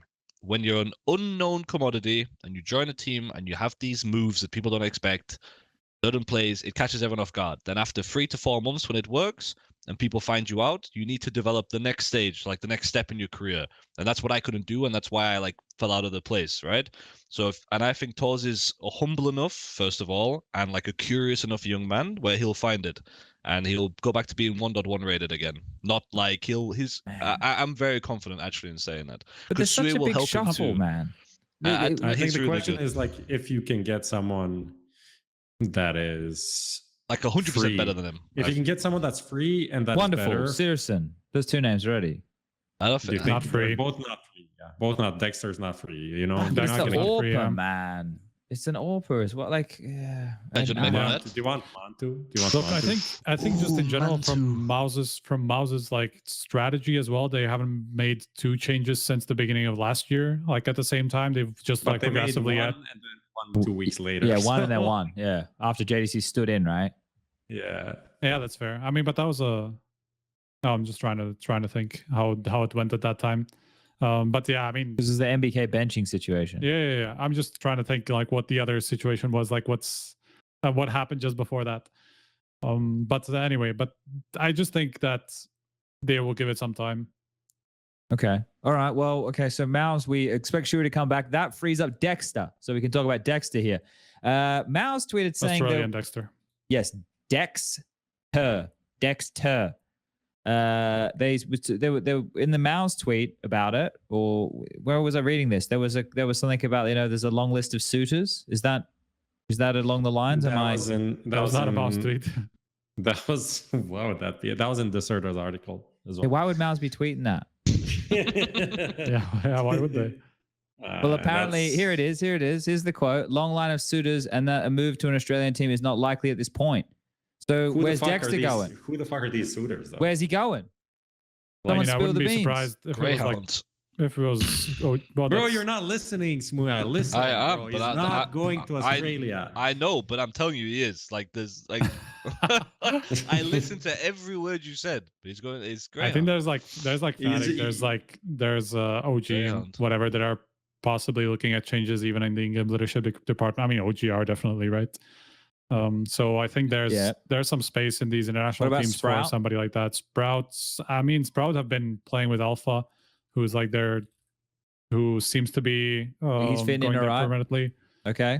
So I think that's not an option unless Sprout are willing to jump on like an opportunity. They have been known to do that, so maybe there's something that's going to change. Also, Sprout have been making changes like left and right, so who knows what the fuck about is going to Liquid? happen at this point.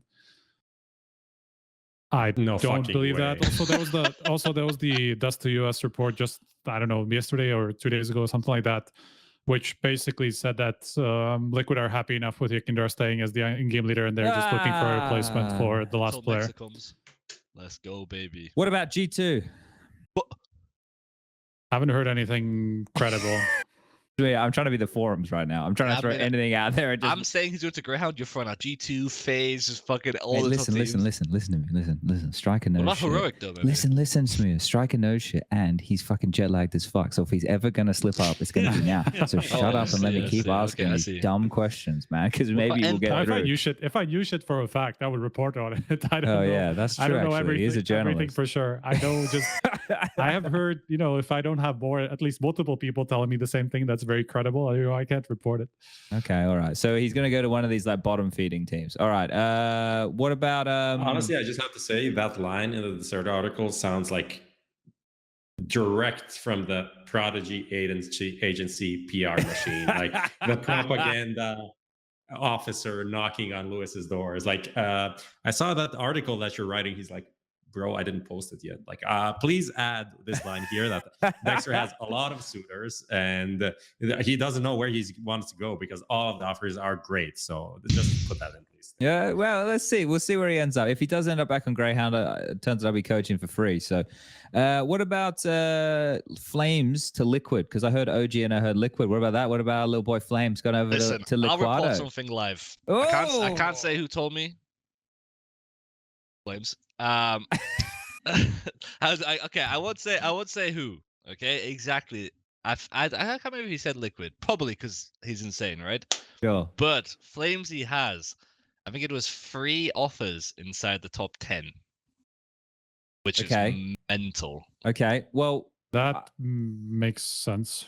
What about? I heard murmurs. Liquid. What? Gamer Legion, Apex. Yeah, for sure. No. I mean, I the said current 3 top 10, it teams, could be like 3 5, but three teams in the top 10, which is and he's waiting to decide. I think I don't know when, like a month or something. Wait, Which he's should be getting a pick. Sick. Okay, But so he deserves it, man. He's also fucking nuts. Holy fuck. If I was gonna guess, I would go Liquid. I'd go ENCE. Oh my! Am I meant to be leaking it now? Wait. And no, I'm just telling you what I think. I'd go Liquid. Yeah. I'd go ENCE, and I'd go. This is the crazy one. Vitality. Yeah, I those can't are the imagine- teams that make the I mean, most sense. Vitality would fit for sure, even if they're in a position where I know a lot of people would say they shouldn't change. When Flames is in chat. One of them's in the top 20. I forgot. Keep talking about him. Pretend he's not in the room. What was that, Smooya? I'm sure. I gave Flames my promise that I wouldn't leak it. That's as far as I'm going because I did promise on it. But well, those are the 3 names that I think it could be. Well, you're completely fucking Bro, wrong. I'm sure he's gotten like 10 other He's probably offers had- that he's yeah. not considering because Man. like there's no point when he's got the big ones, right? But so much crazy stuff has been flying around. Like I heard that some rumor at some point. Oh, Navi's going to go international. And Right, take like, Nexa. I heard that too. Bro, Where I heard they are were these gonna things take coming Nexa. from, man? bro, that was old. That was old. That was Sorry. fake That as one fuck. I don't believe that one. The same thing as like what was simple was saying something. People were asking if Blade's getting cut or whatever. Yeah, He someone called them said that stupid as well. essentially. No, Yeah. he did. Not essentially. He called them Literally, yeah. stupid. Quite literally. Okay, so Flames could go to a bunch of places. What about Dexter? Not Dexter. Dexter. So do you want me to put Flames on the Liquid lineup? Oh, I for did now? this shuffle thing. This I haven't seen. Where's the link? Is it the It's one in you put this- in? Oh, I didn't see it. I didn't see But I it. can- No, I that's can not send it. here. Oh, it's Here. Discord. Here it is. Fuck, I'm such a boomer, man. I fucking hate Discord. Oh, Dimitri's done a great job with this. Look at this whole thing here. This is cool. As Look you at this. see, Oh, I threw flames in liquid. If you Lucas, guys bring this have, up for everybody. have a different place, We don't have MOUZ in this? Oh, we do. and there's a Never mind. second page as well. Yeah. Oh, this is wonderful, guys. You've done a great job here. Wow. Holy moly, red beans and ravioli. Well, what do we think is the most? So Smooya can't really comment on what's happening with flames. He's going to make a choice. He's just told me no, but I won't say. But he's already made his decision. Yeah. Fuck, man. And it's a team on this page. That's all I'm saying. Yeah, well, of Honestly. course. I mean, Well, you could see it ENCE for Madden. Like that's like an upgrade that the ENCE would potentially do. Not gonna lie. but It would would be- you go to ENCE if you have like potentially, let's say, double partner team coming Yeah, for you? That's true. If you would pick Liquid or Vitality based off getting There's to play no more way ENCE tournaments. can outbid like a Liquid. That's just one way, and No, also of course. long term, maybe Liquid is the better organization to go to. I just don't feel like Vitality are gonna cut to Dupree now. Come I on, don't- though. But listen to this. If you're Flames and you join Vitality, the young core now becomes Zywu, Spinks, Flames, and then Magic. It's That a is pretty sick. it's a pretty good one. It's a pretty good one. Man, like That's- if he wants to keep winning, that's like a Chad move to make for sure. So I definitely believe that could be in the future, So How that's- near future can you believe it? very near. Oh. Like if you're aggressive enough, like there are If you're He's aggressive looking enough, for like an there you- announcement. Can you give us a kidding. date striker on that one? Could you, mate? What like are we it's talking gonna about be. here? I'm just gonna Okay, throw out okay. like 13th of July. Let's go. 13th of July. Okay, we're just throwing arbitrary dates. Okay, so during the Yeah. break. Interesting. Do you So like what that do more? we think is Does more that look likely? better? What's more likely? Actually, it can't be 13th of July because that's where fall groups start. So let's do 10th of before. July. 10th. So what's more likely? Flame. What would actually? Are we doing what we'd prefer to see, or what we think's going to happen? Oh, I would love to see him on Vitality. That would be fucking. Let's Yeah. just do prefer because like we can't. Prefer that's- would be Okay. Vitality for sure. Yeah. Okay, so Because that should would we? make that lineup so fucking stacked. Oh, Should we goes back to MOUZ? I think FaZe stay as is. I don't think Heroic have to change. G2. Haven't skip heard anything phase. Why did incredible. you skip phase? Do you think FaZe are changing? What do you got? What's the goss? Who's Well, getting we pinned? said preference, no? Yeah, Oh, okay, who, yeah, who but- do I Yeah, want to okay. see changed? but with a grain of like they It just don't put needs to be possible. You can't put simple on FaZe now, like stuff like that. It has to be. Oh yeah, you know, but feasible. can't be yeah, like yeah, yeah. Boros or device. The only person. Wait, no, I'm not being toxic today. Next team. I'll save that for the next episode. In the All right. future. I heard Big might be going international as well. There's this rumors around Heard the same. Monty. You know, they're in a bit of sauce. Boros. Where's Boros going? I heard. What about this? Oh, my- Can I say that? Oh. I got told where he's going. It rhymes Ross. with Po Shmi. Wait, no. OG, something like that. I was trying to think of a rhyme. But there's Doesn't not even really a rhyme. with it. So No, I was he's trying going to to go. think. Are they From what I've scrapping been that whole told. roster? I have no idea, but I've heard he's going to OG. Is what I've That heard. would make sense. But leaving Monty, so he's leaving for a salary. He already okay, has a that- salary. He has a very good salary, man, too. Why is he not staying with the Monty boys then? Fuck knows. I think it's just more like the prestige, right? More than anything. Prestige. Bigger I mean, events and OG, stuff. OG is a partner team, right? So Yeah, that double is one. double partner. It is No, double- single. They're not ESL partner. Oh, I they're think. not ESL, right? Yeah. Right.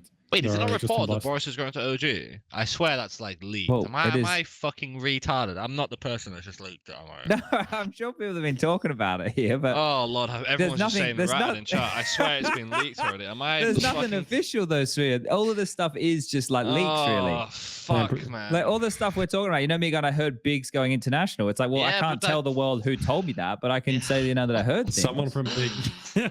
Oh man, I thought it was leaked already, man. I just go and fucking try checking. There's no one talking about it anywhere. So Smooya, we heard there are some changes in Navi. Have you heard anything about that? I heard that Boris is trying to know. Yeah, I want you to be sure. Oh fuck's sake, man. Hopefully it I doesn't swear there happen. were some reports, man. I don't think it could be I the don't fucking think I've first. seen. I'm so I don't sorry, think. Mohammed. I mean, I'm sure I'm sorry. somebody has like thrown it out that he's got like a bunch of options, and I know that that's true. That's true, but I don't know. I haven't heard like 100% confirmation on anything. Well, People are sorry. saying you might as well tell us about Flames now as well.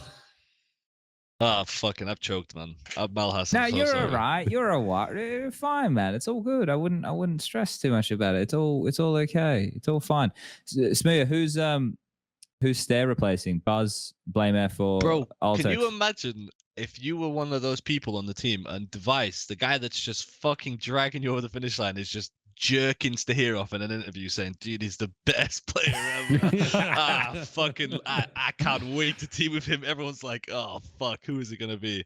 I mean, I think he's insane. So whoever he replaces, I don't know. I think they need 2 more roster changes, to be honest. Stahir and maybe 1 more. Bring the pre back when he gets cut for somebody. And then we can double D. back.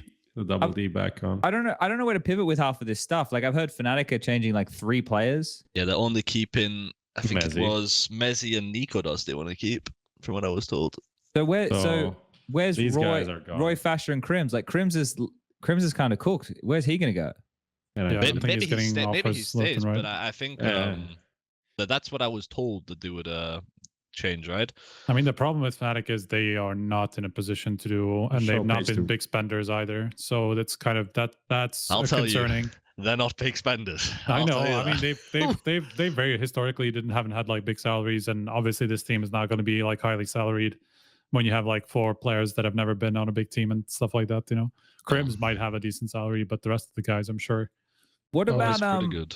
what about this? This is what if KRIMZ goes to NIP, Hampers comes back, and then Headtrick learns Swedish, and then Bro, if Luke could wake up and he fucking go Prof, to you base can't. too. He's busy, man. Lucas, Chad, is, your brain works in a different way, man. The fact that you brought that thing and like chuckled the entire time while doing it, you're just a troll, man.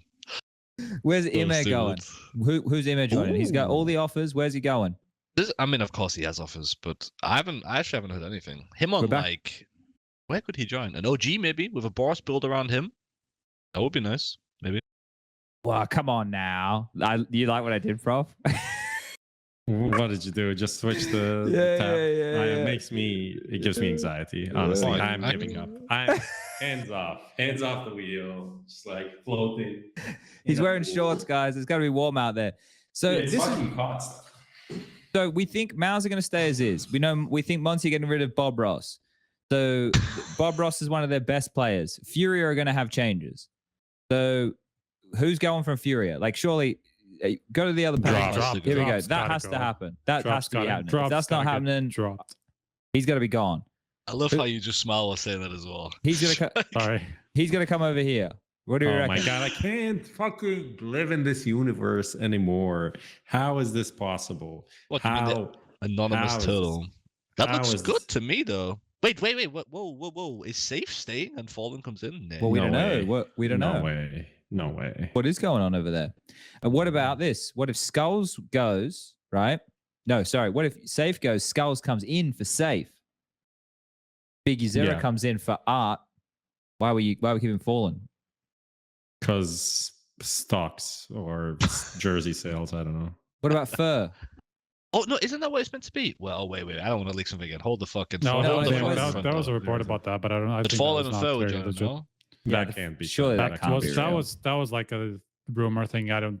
There's nothing confirming that whatsoever at this point. I don't think Fallen even knows where he's going from what we've been hearing. I mean, I talked to him about it myself, and like even on record, and he's like, "We'll see." Oh, we'll see. I mean, he was like saying he actually gave a pretty insightful answer about like what he's looking at because, like, for a guy that's going to be very highly talked about and like everybody will just talk about everything that he utters about his future. Like he actually gave a really insightful answer. Like when I asked him about his future, because he was Okay. like basically like three factors. You know, one of that is his family and like does he even want to keep competing, which has been something that we've heard from him for a long time. But he said like if I want to keep playing, I will move to Europe. And I know a lot of people took it as kind of like, oh, he's joining a European team, but no, like the way he talked about it was more like he would be playing in a Brazilian team that plays in Europe, you know, which makes perfect sense. Honestly, you kind of have to be here for a long time anyway, if you want to be competitive as a Brazilian team. Then like he was also talking about like at the end, obviously having the right team, but also like the financial backing and also like deals with his company and the organization that he would be joining, as well as the roster that he would be joining, you know. So there's a lot of factors to his decision, and the first is even like if he wants to keep going. Yeah, but like if Fallen leaves USB Forest leaves, this is literally Jesus Christ, bro. Imperial is a fucking dead Your lineup. brain is Like, the forums. Like, what is going on there? It's just blue. It's this like weird hue of blue, and you just see like a fucking post, dude. What are you on, man? bro, I'm tired. I also like this Fallen. This Fallen news just like destroys my brain. Like, I don't know. I the think FURIA could be like fucking killed. it could go so many different ways at this point that it's hard to tell. Even like I think Can I all revolves take around Fallen. control of this discussion for a second? Sure. Can I do it? Let's just go back to page 1 and start at the top and go team by team. And see the team. Are they going to change? Who are they going to change? Throw someone in, because that's kind of the pecking order. How roster changes are going to happen, right? Okay. Well, with Vitality, Flames you need to copy a picture from like HLTV. Flames to Vitality would be sick, but I don't know if it's going to happen. So what do you want us to do with that, Prof? I mean, we can keep that as if like that's kind of what we would like to see, right? Yeah. Okay. But not 100% sure that it is actually happening. Okay. Heroic. I don't think they're going to change anything. I agree. Yeah. Same. FaZe. I don't think they're going to change anything. Do we think they should change something? And if they should, what do you think they should change? I don't think there's a easy, like, straightforward answer. Like, people want to say Rain, but like he hasn't been that like a weak link. Like for long term maybe, but not really right now. But like I don't understand what even is FaZe's problem. Like I really don't, because this lineup just should be doing better. Do they have a problem though? Like if in a season we have 4 or 5 different teams winning trophies, what does that mean? I mean, we even rated them like kind of mid. We gave them a like C, like they had a passing grade. Yeah, but we also said like compared to expectations, they're an F. Yeah, but that's the same with maybe not. I don't remember if that was them one, but I think that was them. Yeah. But this is the thing with this whole conversation. If we're in a period of time where nobody is winning consecutive events, obviously Vitality did with Rio and then the Major, but otherwise that's not the case. I guess G2 did with World Finals and Kato, but it's very rare. It's not like strings of events. It's a lot more chopping and changing now. Like the expectation might have to shift as well. Okay. So then if a team like FaZe is always in touching distance to win a trophy, then we start talking about their flaw. And their flaw... think they have more of a lifeline before we need to make changes, I think. Okay. That's fair enough. I would agree with that sentiment. What did I miss? Here we go. Look at the slide. Oh, what are we looking here? Oh, no. I see. Okay. Listen. Okay.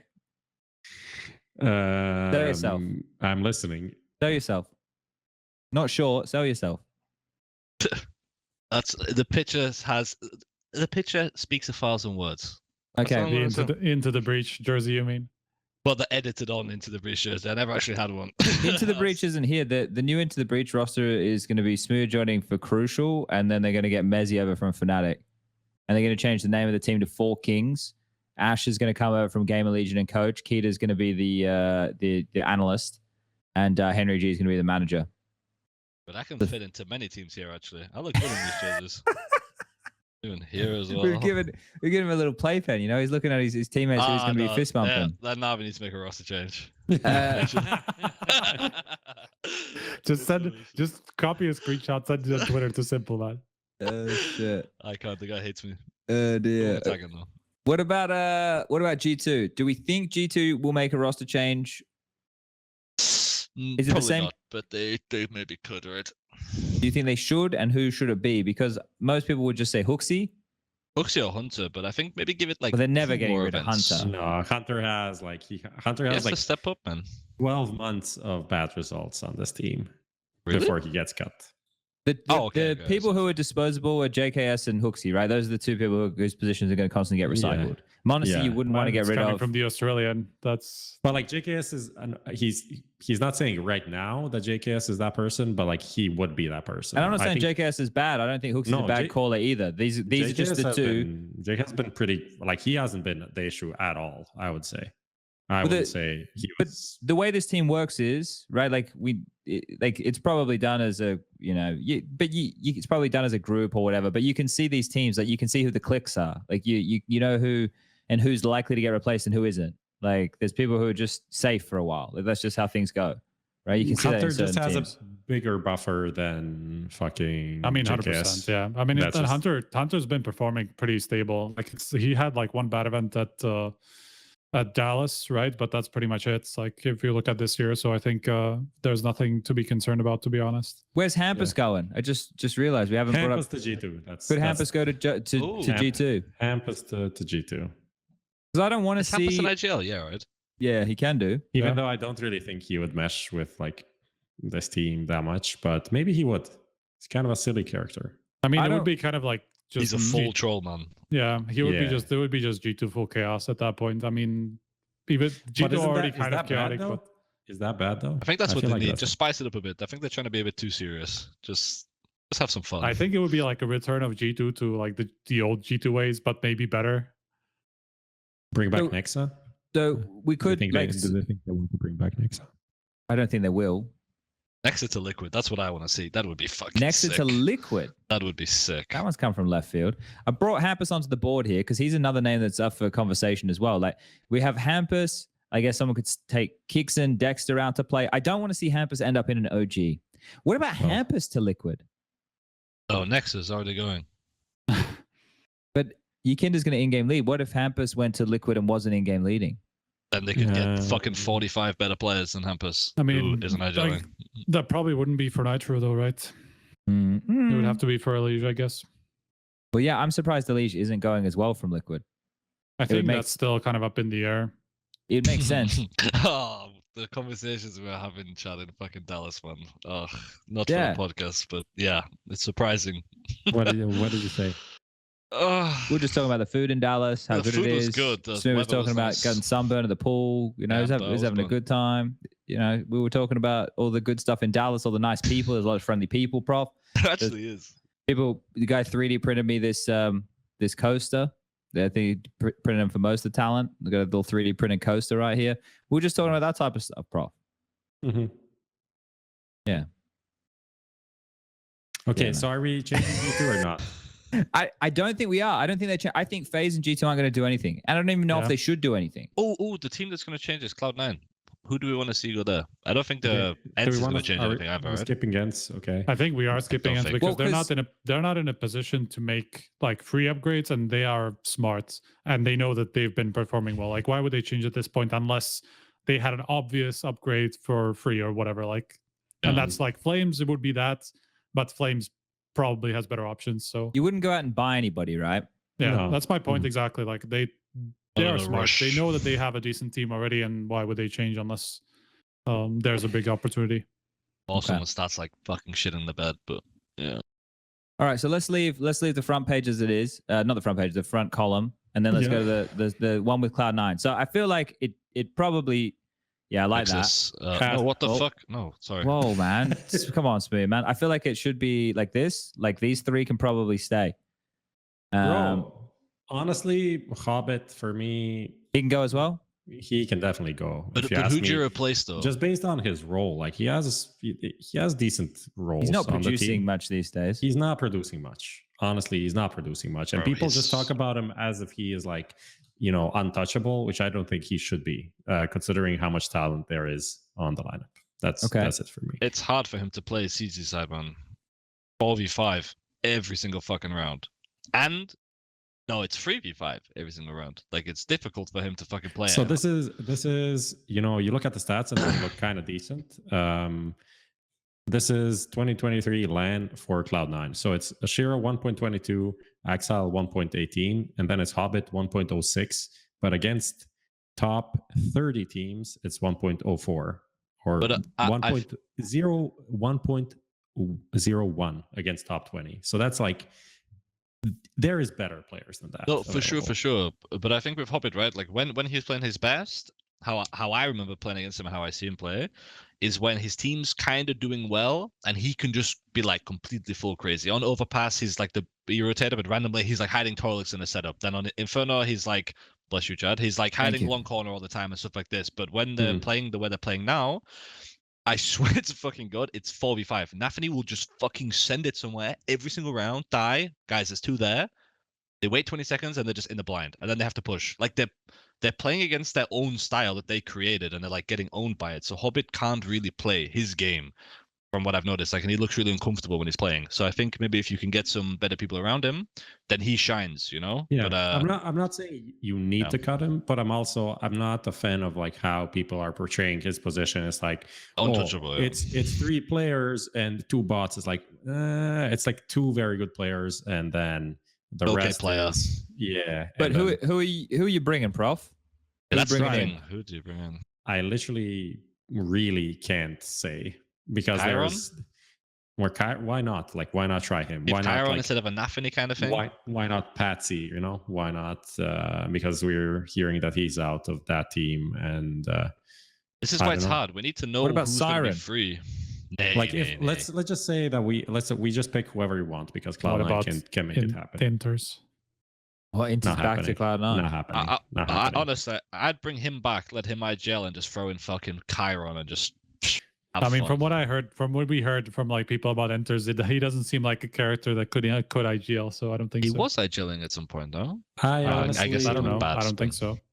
He did for like a few events for sure. The thing they were talking about with who's the best support right now? I guess it's Siren. That's why I said Siren. I thought he was pretty good. So do fucking Patsy for Hobbit. That good. Huh?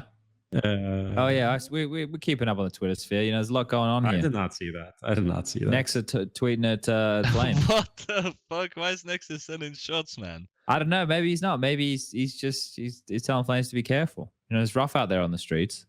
Nexa is an older dude. He's giving some good advice here. He got. This is 23, bro. He got engaged. What do you mean? He just got engaged. What, you have to be 25 to get engaged? Well, you don't. I think Electronic got engaged when he was like 18. His Dexter's 26, by the way. Yeah, he's not 23. Just refresh the thread. Come on, man. Oh, shit. Refresh the image. Yeah, refresh the image. There's an update. I don't know what you would do with this team. This is my. Okay. It's gonna be a very unpopular opinion. I'm just gonna put it out there. So okay. Hobbit for Patsy. Patsy for Hobbit. Yeah, we get Buster. You get Siren. Well, you keep Buster.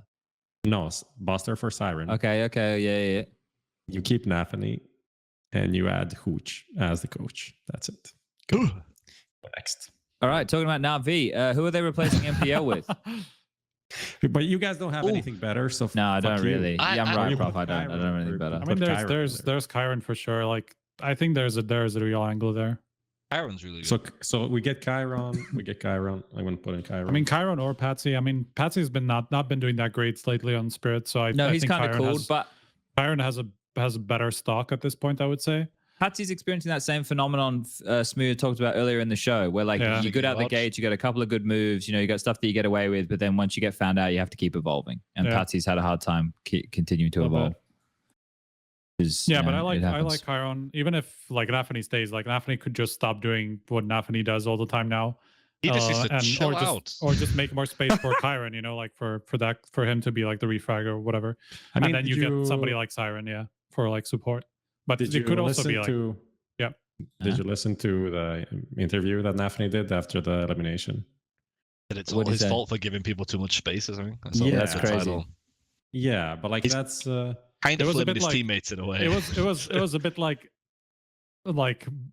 I'm not saying my teammates are responsible, but they're kind of responsible. Yeah, I give them space and they fucked up. It's like I did what they wanted to do, but that sucked. So it's my fault but it does make sense. It does make sense. No, I get his logic. It lines up with like Shiro talking more than him in the games and stuff like that. But it's but I've been there before. Maybe that's the deal, man. Like just throw out NAVI out because Shiro can IGL and then you can just like go full ham. Bringing all the firepower. All right, let's get past Cloud9. We're gonna fucking be here all night. Let's go to NAVI. Who's replacing MPL? Fear. Waro 2K. No fear. Oh, imagine. No fear. I think I've said this for like a year and a half now since I played with fear.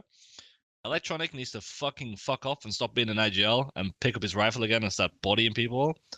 The simple needs to help and bring Thea in, a proper IGL who has his own ideas, his own way of playing the game, and just let him cook. Let him cook a little bit.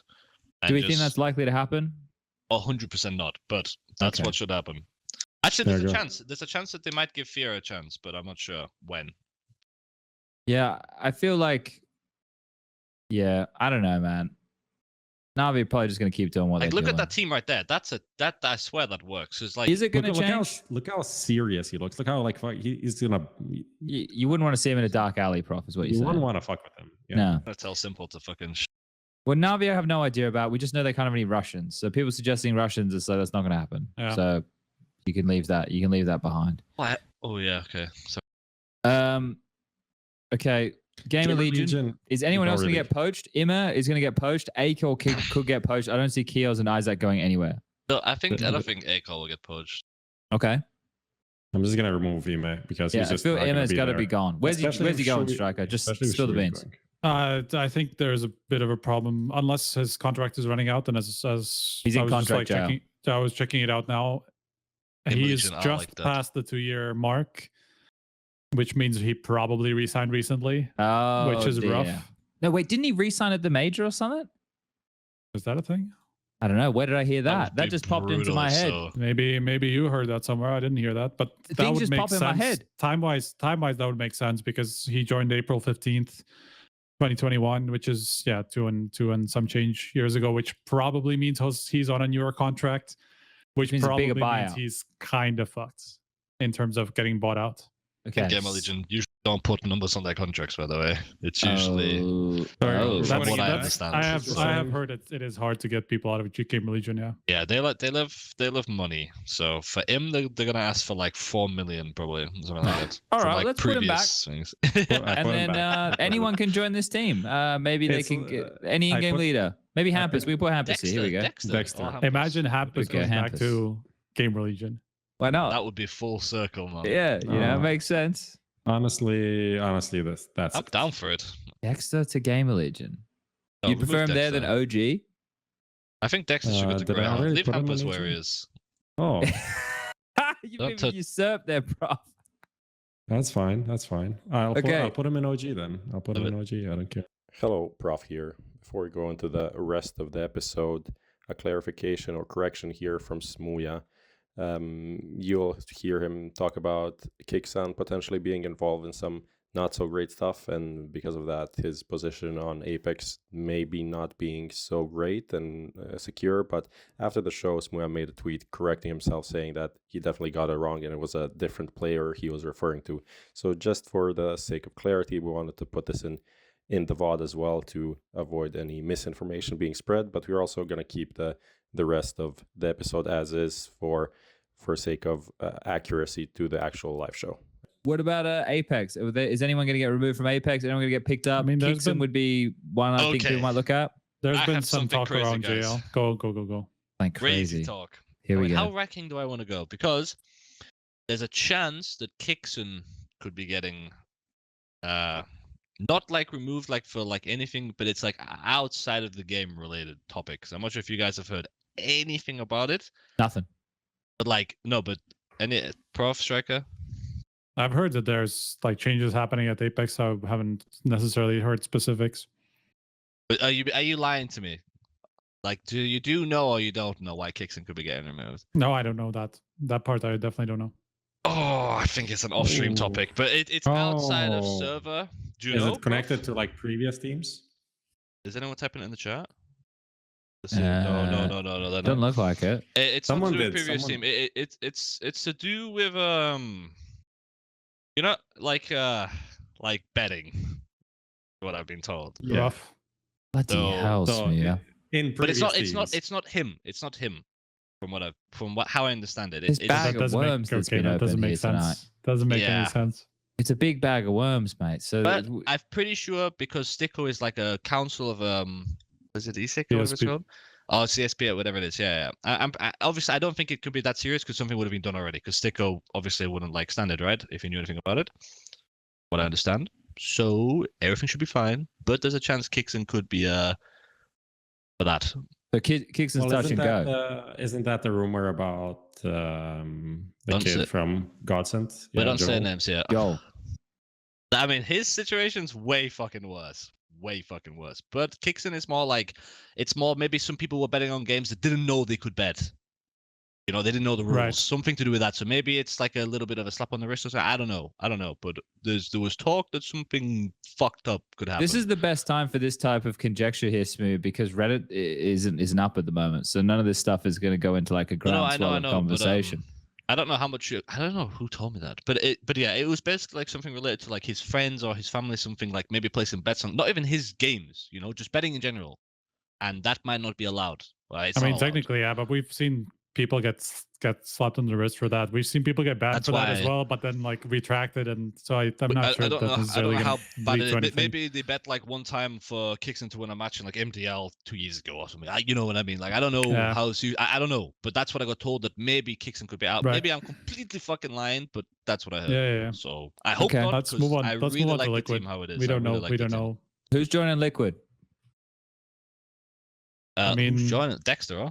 Oh, no, this is what I would like to see. I'd like to see this.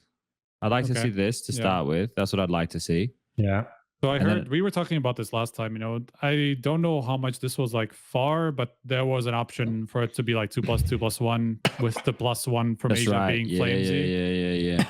And I know that that's something that they were pursuing at least. I don't think that it's actually it has happened. And as smooya said, flameZ is already chosen, so I feel like it's not Liquid. How about that, guys? Oh well, this is it. Smooth's really throwing some. Wow, come on, man. What? You caught me off guard with that. What are we talking about? You fucking lost the plot, man. Hey, fine. You've lost the plot. That would work. Like this could still be possible, so we'll put him down here. But if we were going to make 2 changes, what other type of player would be looking to bring into Liquid? Duplicating flames. I mean, yeah, that's okay. You can exist in multiple planes. This is Schrodinger's rosters. Would we want an in-game leader though? Like, and if we were going to put an in-game leader here, which would be the best in-game leader you could put here? They don't want an in-game leader though, apparently. So they're fucking dumb. Like that. I don't know if I like the Hampus thing because it's kind of for their risk, style of still. play. He's a little very loosey. They like, you know, a little bit on the fly. I think this is kind of sick. Not gonna lie. Like it looks like it doesn't belong together. Like Yekindar, Hampus, and flameZ, that's full chaos. Yeah. But like Nafadosi will just be Nafadosi will just be left like 2v5.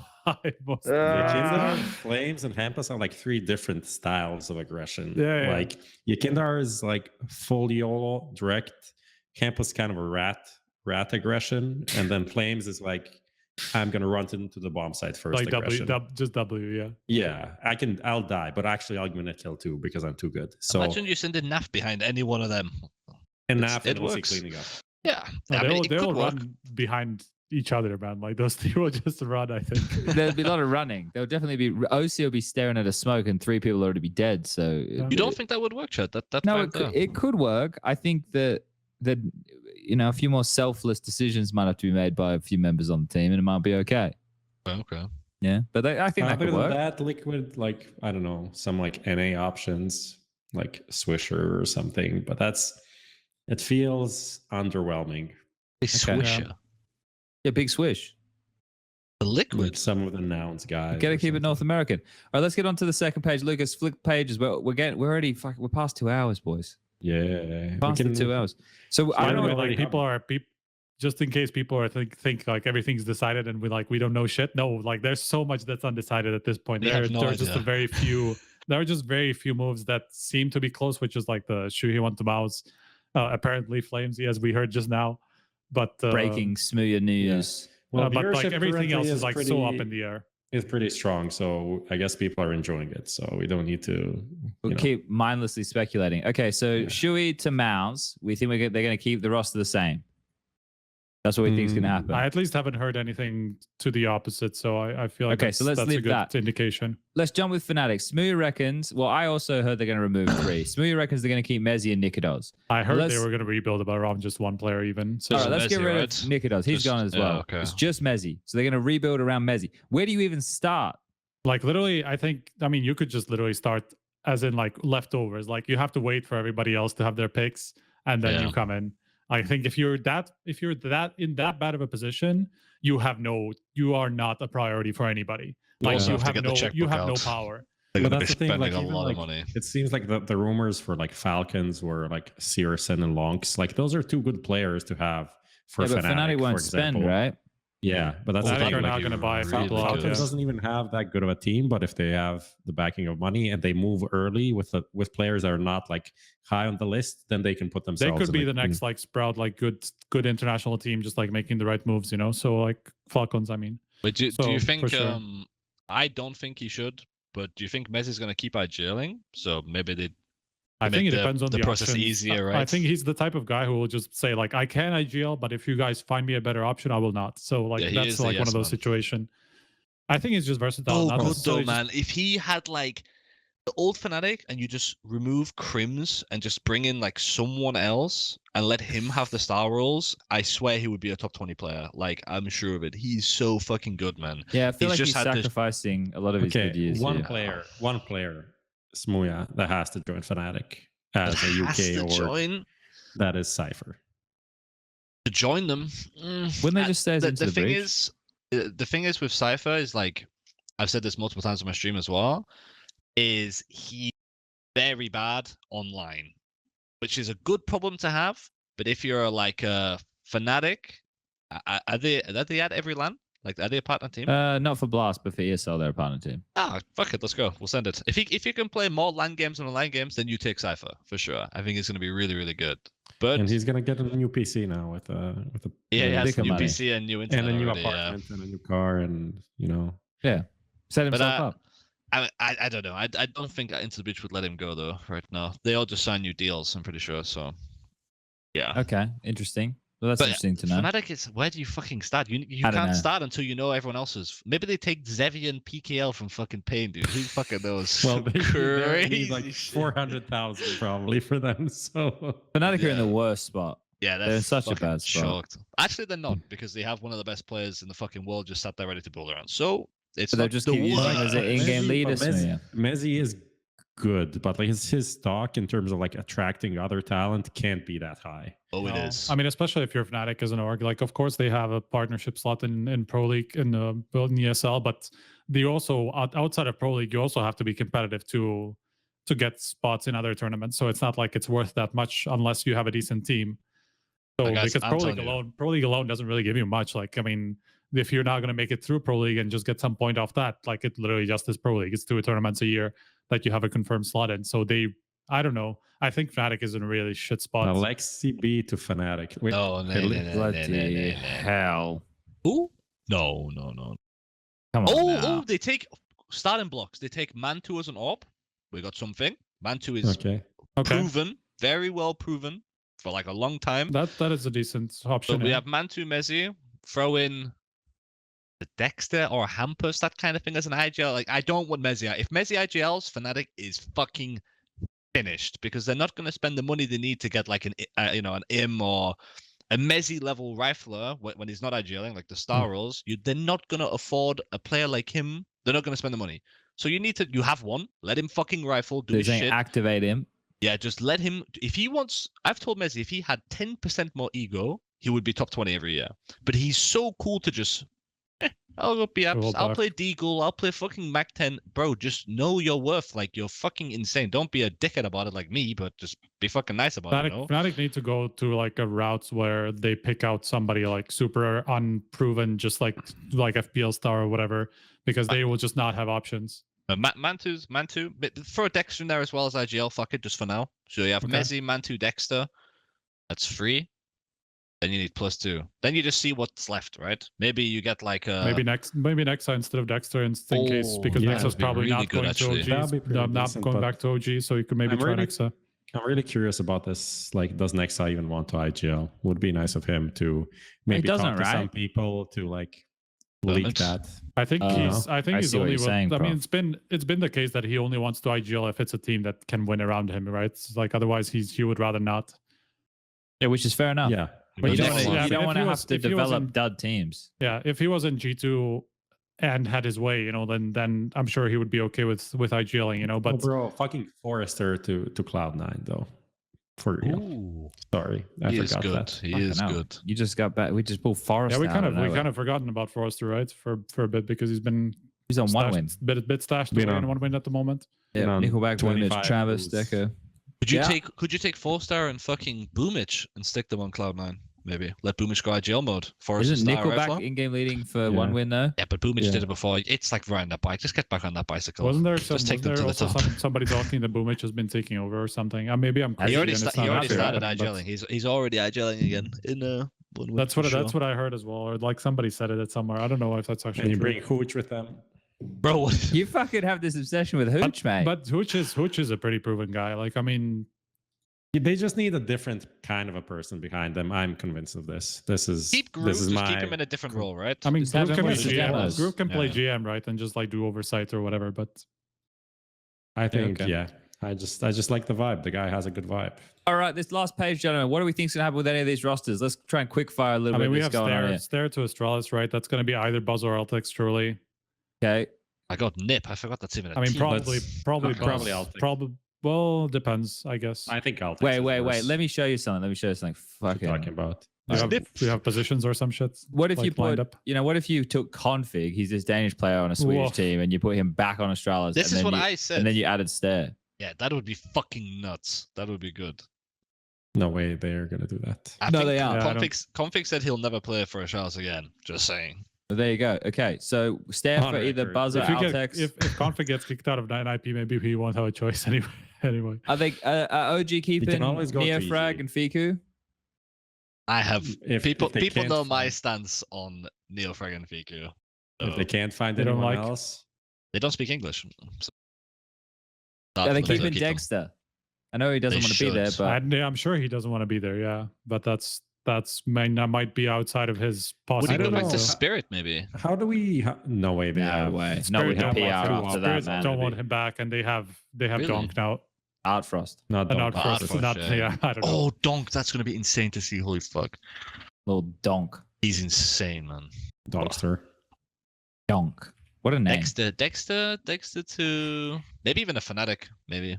Why would he move from OG to Fnatic? That doesn't make any sense. Like, unless Fnatic really builds something decent, well, why if would he Fnatic do get that? Bob Ross, Dexter, and Mezzy, we could be having a conversation. But man, I really don't think Fnatic are getting any of these like key players that have been proving You're themselves. right, they aren't getting anything. I really just don't think they are in the position to do that. All doesn't mean what it used to. Teams. What is VP doing? Are they sticking? Well, they should be doing. They should be doing this. Do it. They should be doing that. That's what they should probably be doing. And then, fucking a wibbity wham, a jibbity jam. I'd add fucking Patsy here as well. Little Patini. What a little Hobbit. What, a litlittle Hobnob here for Siren? No, with him. You can't have Hobnob and too Siren. passive, man. Really? You need a bit of. Hobbit's actually not that. Hobbit's not actually Flint and that. Flame fucking Mate, Flit is baiting half the team to get a round-winning 4K. He's sitting new box on Inferno. He's allowing the stack to go down first, and then he's mopping up 4. We can do that. Where's your Patsy, bro? Put Patsy in then. I didn't bring a Patsy. Yeah. I've got to get a Patsy. And then Striker, you finish off with NIP. No, make him do big. Huh? No, that's for smooya. Oh, yeah, okay, yeah. Got bigs for me. I mean, Alexi's out. Alexi's out. I would say. Is he? I actually have heard that there's an indication of. That's definitely a possibility. Uncle Hampini back in the nip jersey. Hampus also doesn't have has still quite a bit left on his contract as far as I remember. Like, he resigned fairly recently before he went on the bench, Hampus. So I'd imagine it's kind of hard to get him out unless NIP want him out. So if NIP want him to stay, then he's probably going back in for Alexi. Are they changing anymore? I mean, they kind of have to, right? Like Brolin, they just don't have enough firepower with that. Like, Brolin's not delivering what he's supposed to. Patrick still needs some time to get to a place where he's going to be a top opper. So it's like they need firepower. If they remove Brolin, that might be like one of the worst signings ever, and not in terms of like expectation. Like, obviously, when it happened, it seemed like a good move, but what it turned out to be, it was the whole like best players from Sweden, right? And like, he went to nip from my Fnatic, and we started doing bad when he stopped playing well, and then I got kicked first. That's all I'm gonna say. Now he's just 1-rated, just fucking doing his thing. It's a sad life that we live, guys. It's a sad life that we live. Read between the lines. I have a thing for big here, Read between the line. Oh. but I don't know who is the fifth. That isn't a troll. That's me being serious. How about But I don't know wonderful. Oh, they need an AWPer. Oh, he's wonderful. His English is weirdly good, actually. Wonderful's English is fine. Like it's he's really he's good. shy. He doesn't talk much, but he's as far as I know, it's okay. I mean, I've talked to him a couple times. Could he you doesn't bring say much in syrsoN interviews, back in, but maybe? Also, kind of fallen off a little bit. Whoa, Spirit have like. Whoa, what is that? Whoa, what the fuck is going on here? that is a throwback. Whoa, I have not seen it. Wait, what did you put in there? Oh my god, the beans, man, the rattlesnake. Your inspiration right there, smooya. He's literally definitely not my inspiration. Maybe for being toxic, but yeah. he's a character. Holy fuck. So you're adding Wonderful to this roster. I almost said Wox. Maybe I think Wonderful could work too. But he's played really bad. Are you fucking Woxic, did you see his game recently versus, was it Endpoint? Mate, you've lost the plot. Woxic has been insane since he There came it back. is. Just throw. There we go. Just I've throw added his wonderful little in there, head. and that is little a pretty. I mean, Xantares, I'm not so sure about, but what a picture. Bigger, make it bigger. It's so cute. I didn't want to get the logo in the back. I just wanted to get the head, so I just cut out his little head. Oh dear. It is excellent. Regali. People are talking about Regali. He Oh should yeah, end up we've somewhere. forgotten about Regali. He's staying in OG, no? We You didn't think put so? Stare on. Nah, but we had him there in spirit, but not the team. Just, okay. Do you like that? Do you like that? Yeah. Yeah. I'm getting Stare. Hold on. I'm bringing his head, prof. Who does the hair join for? Okay. For Altex, maybe? For me, Altex. There it is. I mean, if they find another, whoa. How is this going worse and worse? It's so much fun, prof. It's like arts and But crafts, man. at You least should put at his least we thing can... over his head like this, like over the guy's head.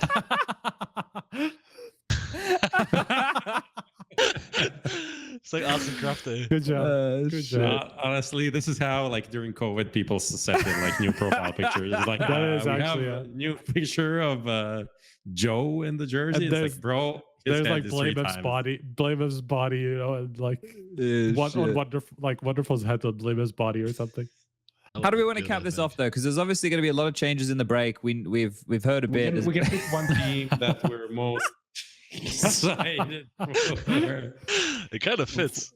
Oh yeah. I'm excited with how much of a shit show that Striker has made Fnatic's future roster sound. Yeah, look how good Fnatic looks. I'm excited. Chiron's in the chat. I'm excited to see what happens with the Fnatic roster, just because, yeah, Striker has basically said this is going to be fucked no matter what what happens. So I'm excited to see what happens with it. I'm going Cloud9 because I have problems. I have problems, be the best team? but I just want to see them. The best just team? want to see them. Who do we think is going to be the best team coming up out of the break? Don't have any.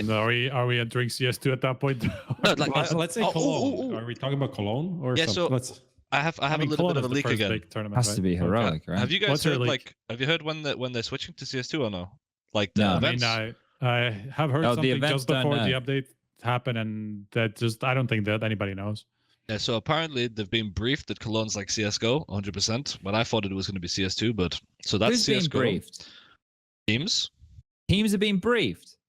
Yes. This is like 5 days ago. I heard that the TOs had no idea. They got briefed in the last 48 hours. Last 48 hours. That it's CSGO 100%, Cologne is, and the beta won't be released until all 7 maps are in the bit. Like the game won't be released until it's thing. And I heard that dates, same thing. Expected dates is like the most likely transition is, I have it wrote down here in my notepad.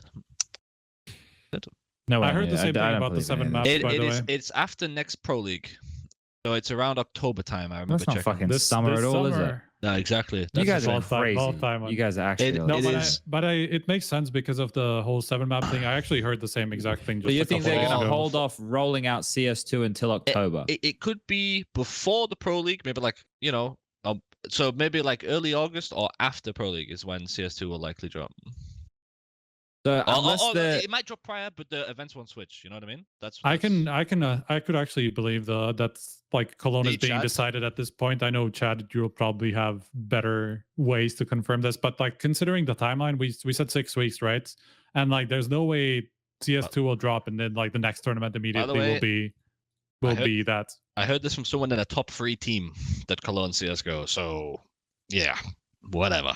Take that for what it is, Mr. Chad Birchall. Well, that's all right. Once we finish this up, I can go shake down my sources and get information from the horse's mouth, mate. I'll be out there. I'll be doing like a what's the eunuch from Game of Thrones? You already have the answers, but they're just going to confirm what you're being told. So it's fine. Well, we'll see about that. That makes actually perfect sense to me. I would be surprised if we had Cologne as CS2, even if it gets released during the break. There is no way Cologne is CS2. I can see talk that. about this. It's in 6 weeks from now. Let's just talk about this for a minute.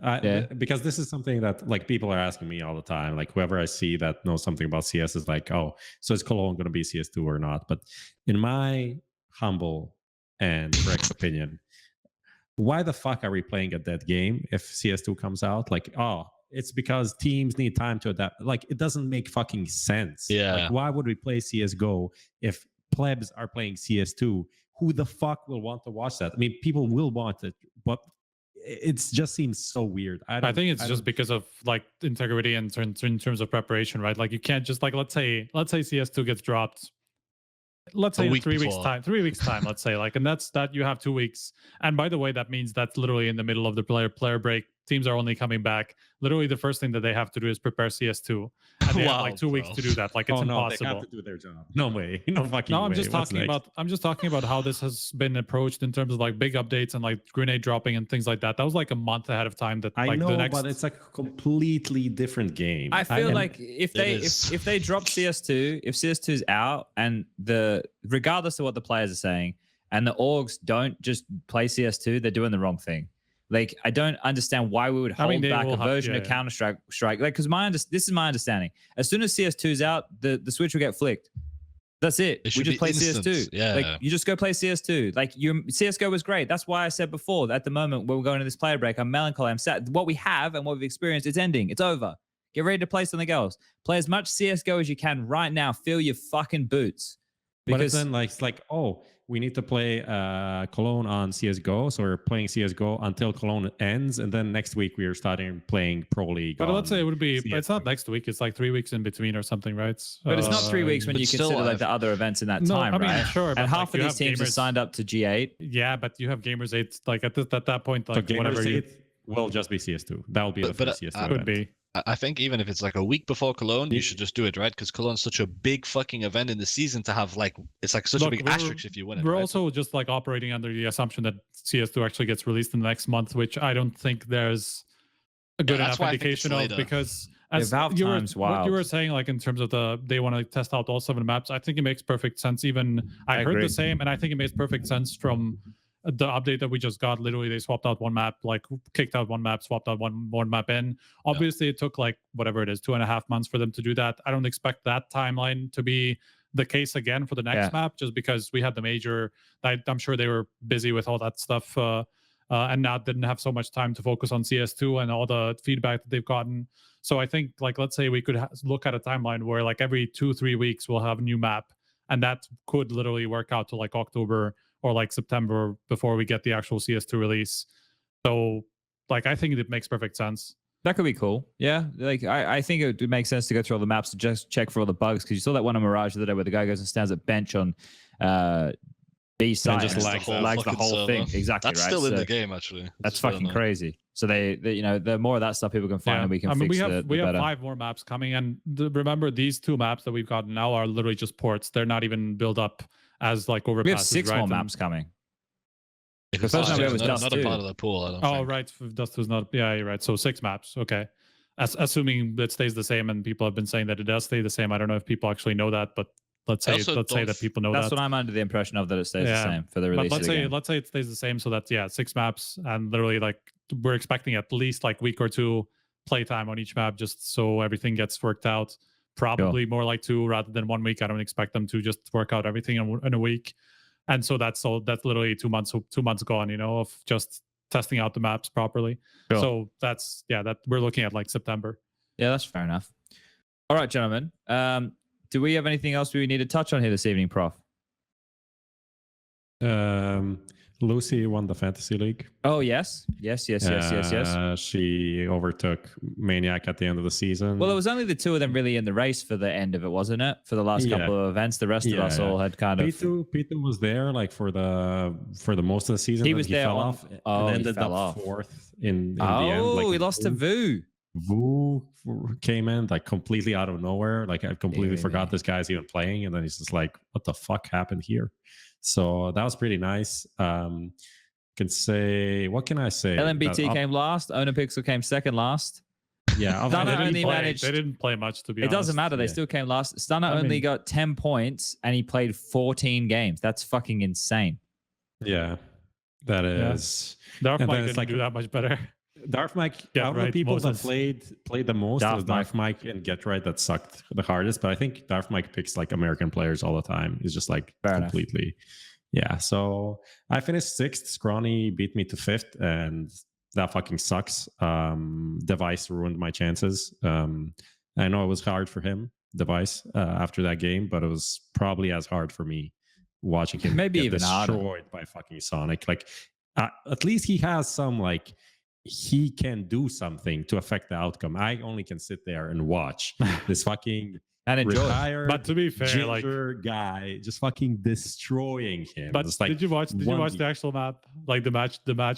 Yes, I was watching. It's insane, like the way that he was getting killed. Like he was just he could not get a kill. Op double scoped into an angle. Sonic Ferrari picks him and just like destroys. And that happened like 6 times. Yeah. I literally, like, I saw the tweet that the Device put out after, like, I have a magnet in my head or something, and that's literally how it looked. It was unbelievable the ways that he was getting killed. Well, he took Halzok's power. I can't even blame him. He took Halzok's power. So, okay, congratulations to Lucy. Is there anything exciting for next season? We're coming back with some big things. I can't really announce anything. We need to see how it pans out. But some updates with fantasy are being worked out, and then maybe some more stuff in terms of like content around it that we can do. That's all. Cool. That's cool. All right, Lucas, I gave him a link I wanted him to bring up for everybody. Bring this link up for everybody. Aurora's hair. Is that real? I think that's photoshopped. Well, that's your page. So what do you think? We were talking about it in the news chat. I don't know if Britcho got it confirmed with somebody or what happened. Is this real? That's obviously fucking photoshopped. It could just be spray. How do you know? Stuff as well. I'm sure it's fake. It just looks so fake. It does look extremely fake. That is a team right there. How do you know it's fake? They kind of look like us. I'm just gonna fly over there and find them.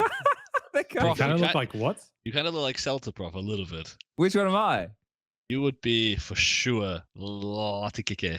You reckon I'm Latic?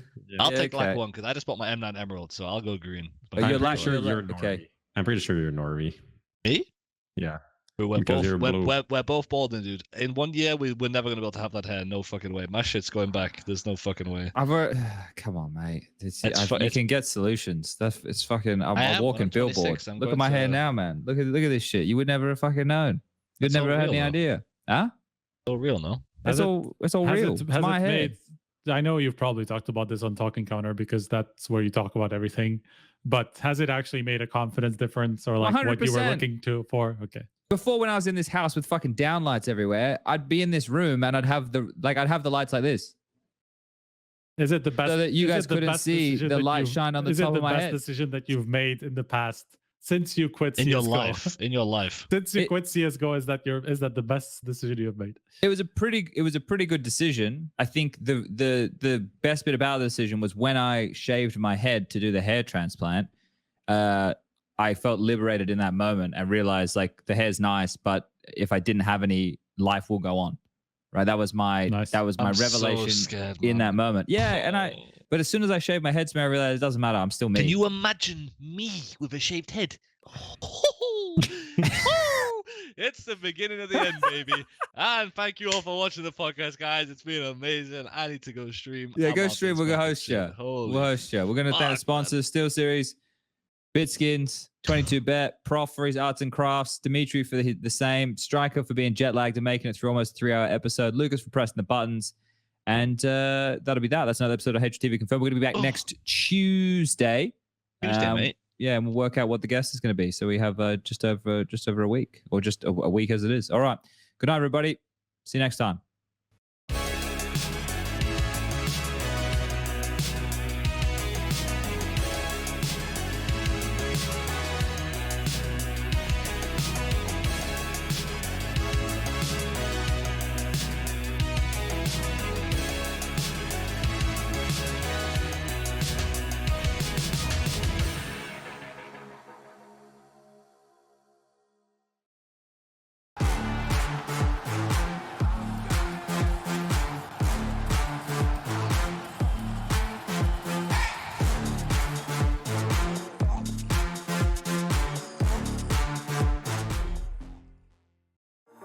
Finally, I found what I was looking for.